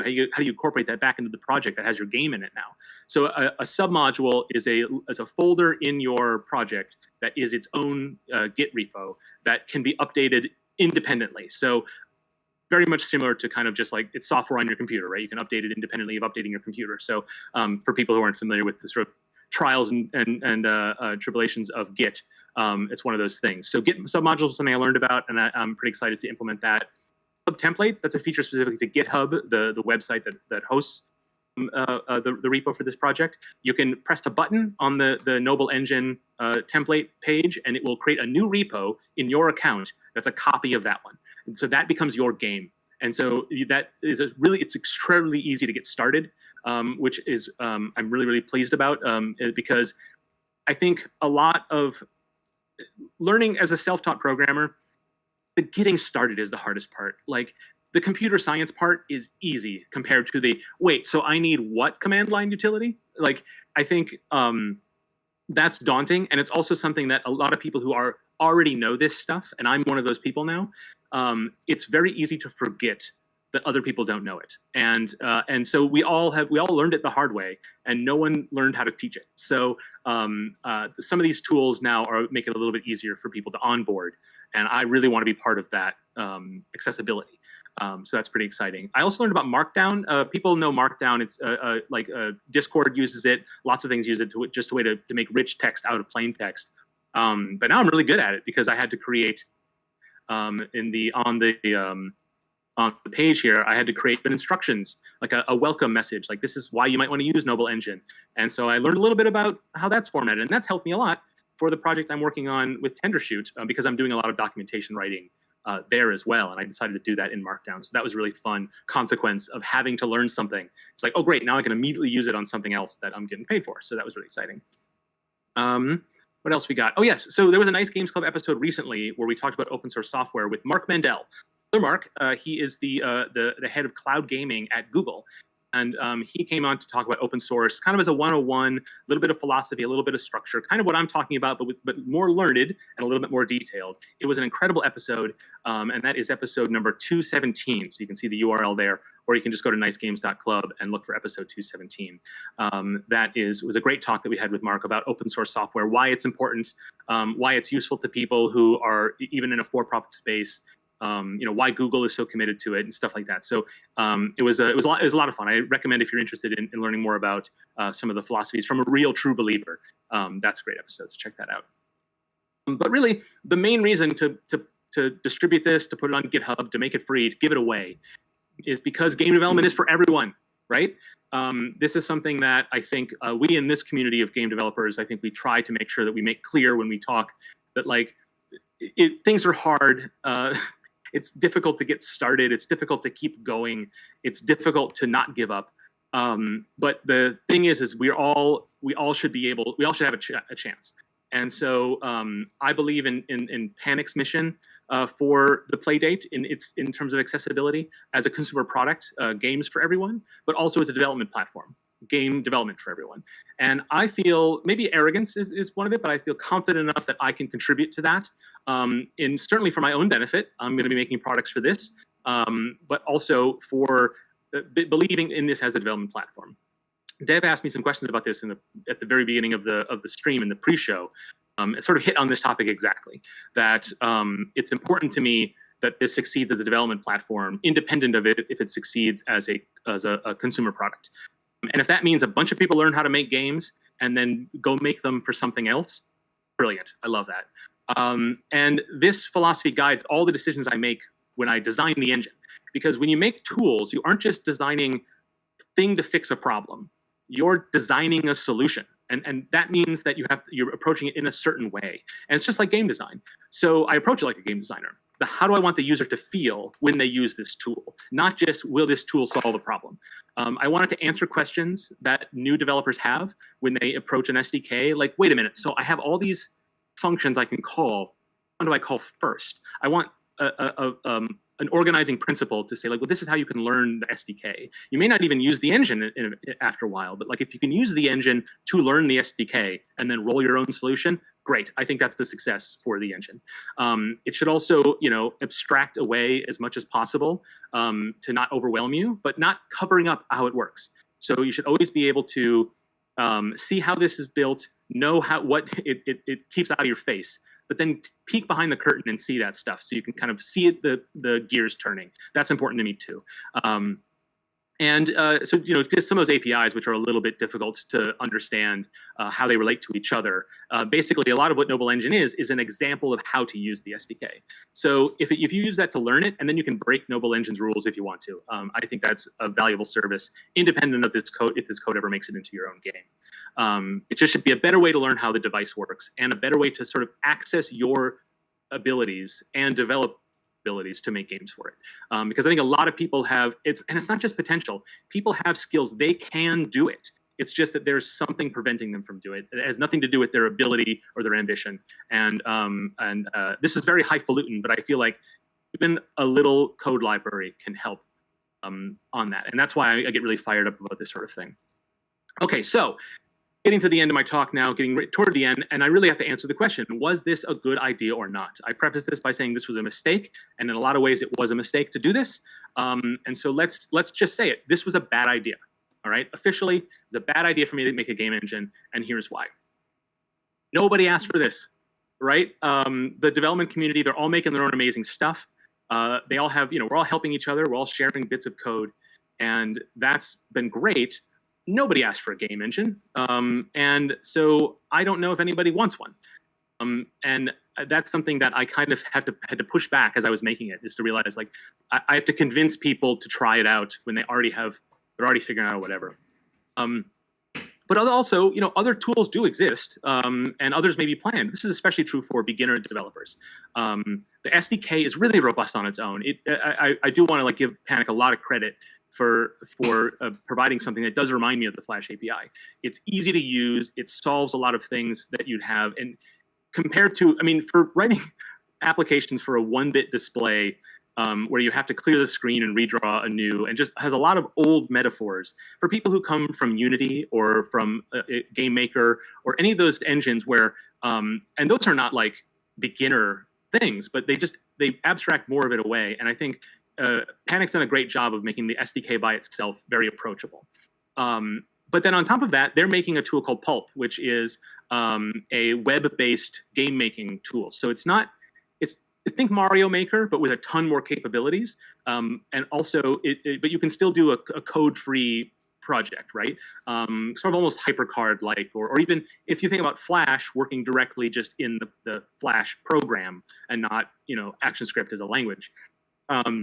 It's kind of like that. It has a music sequencer. It has a pixel art generator. It's a full out-of-the-box, start-to-finish way to make a game for Playdate. It's limited in the sense that it is designed to be sort of WYSIWYG. But maybe that's what people will use. Maybe they don't need a game engine. Maybe if you don't need Pulp, maybe you don't need the engine either. So I'm not certain if that's true. And the other reason this is a bad idea is I got to finish my game, buddy. Like, when I started building this engine in March, it was a couple of weeks where I didn't make any movement at all on my game, and I returned to the code base. I worked on a little bit. I added some of the bones, and then I realized I had an engine. Then the work became on organizing that, learning everything about LDoc, etc. And all of that time I wasn't working on my game. So that is evidence that this was a bad idea. And we'll see, because when the SDK goes public, Noble Engine will be available. It might take up a lot of my time. So I have to kind of accept that maybe it's going to delay the game.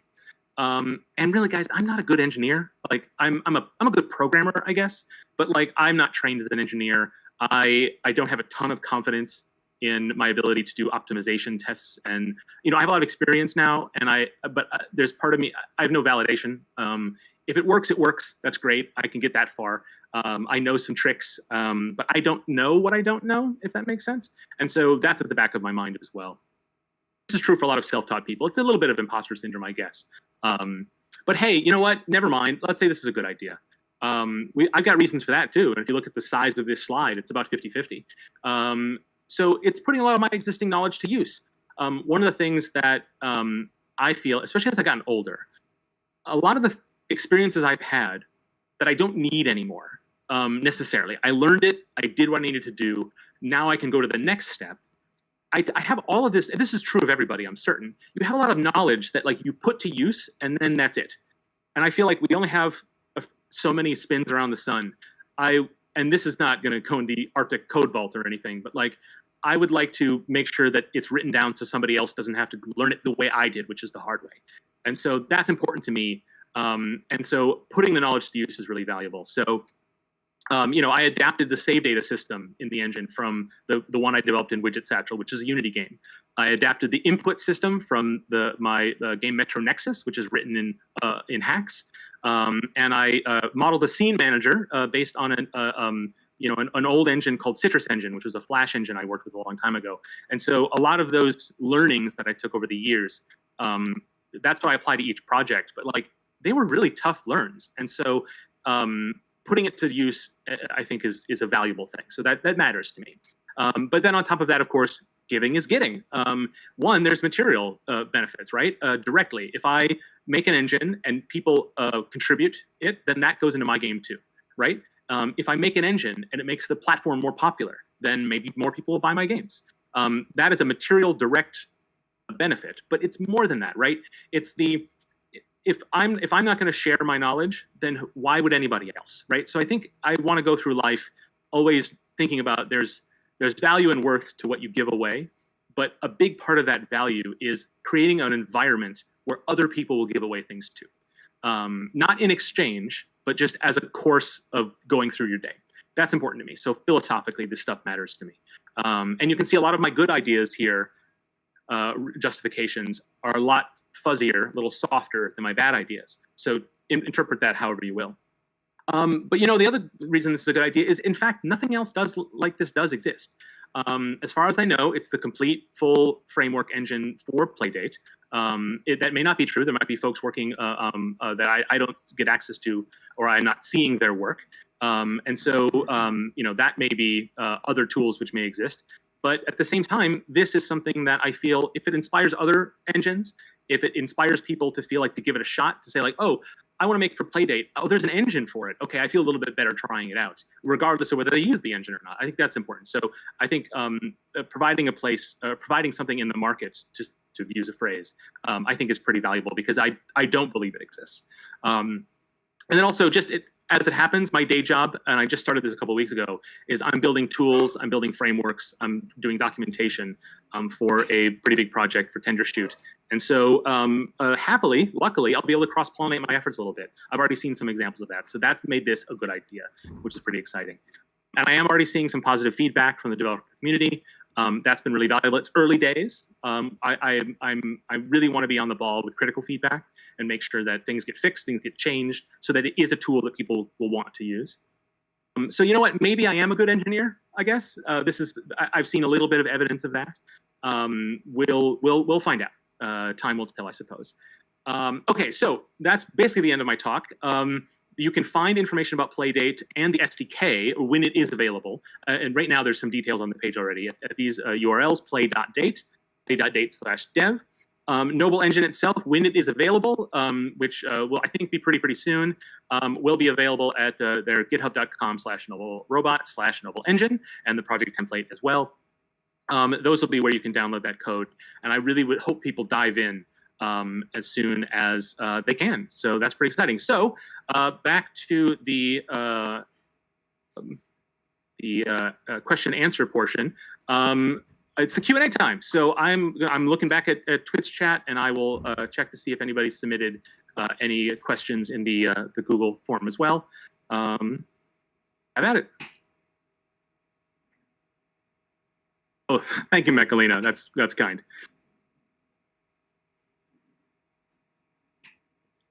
Can't all be words of encouragement, folks. You got to ask me like tough questions. GitHub slide. Do you mean the slide or the actual page? Both. So this is the GitHub project page. That's the template, actually. Sorry. Here's the thing here, and then the slide where I talk about it is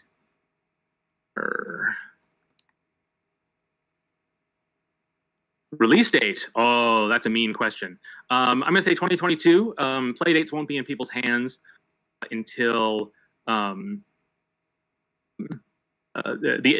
this fall, but many of the will also ship at the beginning of next year. And there isn't actually a distribution method yet. I mean, you can always zip up a game and sell it on itch, no problem.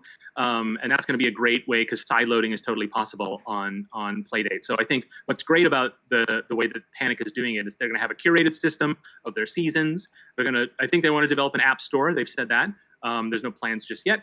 But also, they are really ready for people to create their own storefronts, to put it on a floppy disk and sell it in the park. Like there's no shortage of ways to get your game onto a play date, and so markets and business models will form around that. So Widget Satchel 2, I believe, will come out in I want to say early 2022, just because that's about as soon as it possibly can. So we'll have to see how much the engine takes up of my time. Okay, what else we got here? What are you doing for acceptance testing? Do you let anyone try and make games, or are you doing concept testing only? So right now, I'm because of the way GitHub works, it's a private repo now. I'm sharing it collaborator access with people from the developer community right now, which is already a curated group of folks that Panic has put together. And those folks are the ones who are testing it out. Once it's public, I just want, and maybe I'm not understanding acceptance testing as a phrase. I'm unfamiliar with that, if it's a term that means something specific. But basically, I want anyone to just use it for whatever they want. And I would love to get their learnings to know more about how they used it and why. I hope that answers your question. What's it like to work on fresh tech? Have you had to patch your hardware since you got in early? How did that work with your engine? Well, a lot of that happened last year. The SDK was really unstable and new when I got it, but still had a lot of its current functionality. And it only got better and better. And you update the firmware on your device when you update the SDK. And that's a process that'll be very similar to how consumers manage their devices. I only started building this engine this March. So the SDK has been relatively stable since that point. And so I haven't had to do a lot. There's been a couple of cases where I myself have broken I've done breaking changes in the engine. But since no one's using it yet, or only a couple of people are, I feel kind of comfortable doing that. But no, I think for the fresh tech part, a lot of those difficulties are past us now. It's almost on its way out the door. So I think that's good. And so now is kind of the good time to build a framework for it, is once I kind of knew. So none of this was on purpose. It timed out pretty well. Let's see. Reinventing the wheel is a terrible phrase. It's more like reinventing the whole car. Slemke. Yeah, and I think you'd know, too. That's great. Let's see. What else we got? All right, no more questions yet, but I'll give you some time to throw some more in the chat. With Playdate also being targeted for underrepresented communities, are there any accessibility capabilities in Noble Engine? That's a really interesting one. I think things like button remapping, or it only has 2 colors. So like in terms of like being able to enable developers to have different sprites, like solid images instead of dithered images. So for easier visibility, I think that's something I would love to be able to provide. So expanding on the Sprite API to say load multiple sprite sheets for different visibility considerations. I think that's something that I can provide in Noble Engine. It does not have any of that right yet. It's still pretty early days, but that is something I definitely want to do. Is to have those. And I think there's going to be a lot of innovation in that space. So I'm going to want to get people's feedback, because I can't count on me having all the good ideas there. So I'm definitely hoping that people give me their ideas, and I am happy to build that stuff, because I think that's extremely important. Panic's IDE. Yeah, Panic, I'm not sure if this is what you mean, but Panic has an IDE called Nova? That might be mixing up with something else. It's a Mac-only IDE, so I can't use it. And that's a great, if you want to work with the Playdate SDK and you're on a Mac, that is the best way to do it. The simulator is built in, it's fantastic. But for us Windows folks, VS Code is the way to go, which is kind of true for everything you work in. I love VS Code. Memory-wise, I'm curious of the limitations. Could you build Kirby or even Link's Awakening? Yes, I believe you absolutely could. One of the things, it's CPU constrained, so there's only so many things you could do per frame. But man, you could ton of storage, ton of data on there. So I think that's been really interesting. A lot of us in the developer community are doing, and I can actually show you on my device here. I kind of previewed it before, where you can kind of see it looks like a 3D model. It's rotating, and this. Sorry, my camera doesn't autofocus. But these are all this is just a 360 frame sprite sheet, right? 360 frames running on top of another 360 frames, which is manually generated, on top of a full frame image, on top of a full frame background that's being redrawn every frame. So I don't know how impressive that is for, say, an old 8-bit computer, but it's something that, like, and at the same time, if I want to skew or distort an image, that takes 8 frames of chugging. Like it's amazing the restrictions you have and the ones you don't. And I think that's something that you can you will learn around eventually. Oh, you meant Pulp. Oh, yes. So Panic, as a developer of Mac apps, they do have their own text editor. But yeah, Pulp is something that I have not seen yet personally. I don't have access to it yet. I think the reason is because when they asked people they wanted to, I just missed that one. But I suspect that's going to be a fantastic way to get into it. And for people who have no background in development at all, I would love to have them use Noble Engine as their first way in. But I think Pulp is probably want to have fun. I think making your game, I feel like that's going to be an excellent way to do it, especially because it has a music sequencer, it has a pixel art generator inside of it. I've used the font creation tool in it, and it's really, really good because I had to make a couple of custom fonts for my engine. So the size constraints are what size? Not sure what that means. The onboard, there's 4 gigabytes of onboard storage. You can make your game as big as you want, but basically if you make it bigger than 20 megabytes, then you kind of get a stern look at from the other people. Tile, I'm not sure if I'm totally understanding you. Font creation, music sequencing, yes, it is very cool. I think, man, I like playing with Mario Maker, so maybe Pulp will be something that's just so fun that even for those of us who like to get into the weeds, we might have a lot of fun doing that stuff as well. I'm really curious to see when that gets fully launched. Else.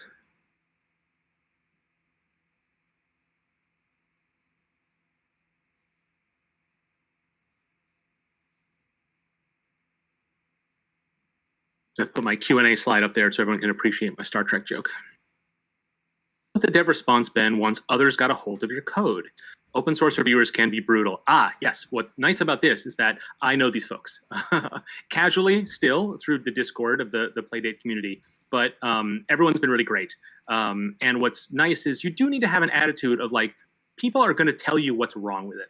And you have to know that, and think back a little bit of empathy when you think about your own, why do you go to a forum to get a support request? It's because something's broken, something's wrong. You feel like the developer made a mistake, and so you're going to point that out. So if you remember when you do that, or even as a customer of a product, it's a little easier to accept it from others. And right now, because the people who are giving me feedback, people who I know from the developer forums, it's a lot easier for me to trust their intentions without the sort of like lizard brain of myself going, geez, it's just complaining. But also, it's been, because I'm a little bit unsure of myself in terms of like how ambitious the project is and how much it'll be something that people's games will rely on. And that's a big responsibility. So I'm being very cognizant of like, please let me have it. I'm not precious about, I do have these opinions that I've talked about, and that's important to me, but I'm not precious about like, am I doing this optimization strategy correctly? Because I don't have, maybe if I was a little bit more experienced, I might be more belligerent about some of that stuff maybe. So there's some disadvantages that comes from knowing something. But knowing nothing in certain areas has been beneficial in terms of accepting feedback from people. And I'm desperate for more of that. I mean, talk to me later when I get a lot of feedback, but currently my view is I cannot wait. What format does one make music for? So the Playdate has a signal processor. You can make square waves and sine waves and triangle waves, and there's a noise channel. If you've done any NES music sequencing, which I almost did for a game jam, but I totally failed. So if you've done any of that, the metaphor should be very similar to you. So you can just create music in code, which is great. That's what the sequencer in Pulp is going to be, is a GUI for that. But it also plays waves. It plays MP3s. It's great. And the speaker on the thing is crazy loud. It's kind of oppressive how loud it is, actually. We all have to set our default volumes all the way down because it's too loud. I'll just say that right now. But it's really exciting. Have you made any requests to Panic to update firmware features? Yes, Panic has been very good about sort of what I aspire to in the feedback I want to receive for the engine, is they've been incredibly good about the SDK. In fact, I was having a problem with the scene I was showing you with the crank and the turning a 3D looking robot. I was having some difficulty with generating those files and doing the transforms to get the squishing and scaling just right for that faux 3D effect. And I was talking directly to the SDK's author about this. I sent him my project. he found 2 bugs that my code revealed in the SDK, and that's coming out in the next SDK version. There's fixes for that. So they've been, I think it's an advantage for the smaller size of the community. It's not tiny, but it's small enough that and I've been very lucky to be able to have the ear of the folks who are putting together the software, and I'm so pleased of that, and just the work they've been doing is so fantastic. But it's been a long coming. Some of the, this has been in the hopper, in the oven for a long time. I can't wait for my game, for my engine, for all this stuff to come out. But like being part of this community, you now have a little bit of investment in the folks who are making this stuff. You get to know them a little bit, and you admire them, and you hope that they do well, and how long they've been working on it. And they've been fantastic about things like feedback and making sure that they ask questions. Is it working for us? There was a breaking change they were going to do that they were like, well, our policy at this point is to not do any breaking changes, but we do this to fix a bug. Is it okay with everybody if we break this part of the SDK? But he's like, yes, it's fine, go ahead. And like, they wanted their opinion before they made a breaking change. And I think that's really valuable. So yeah, it's been a great experience.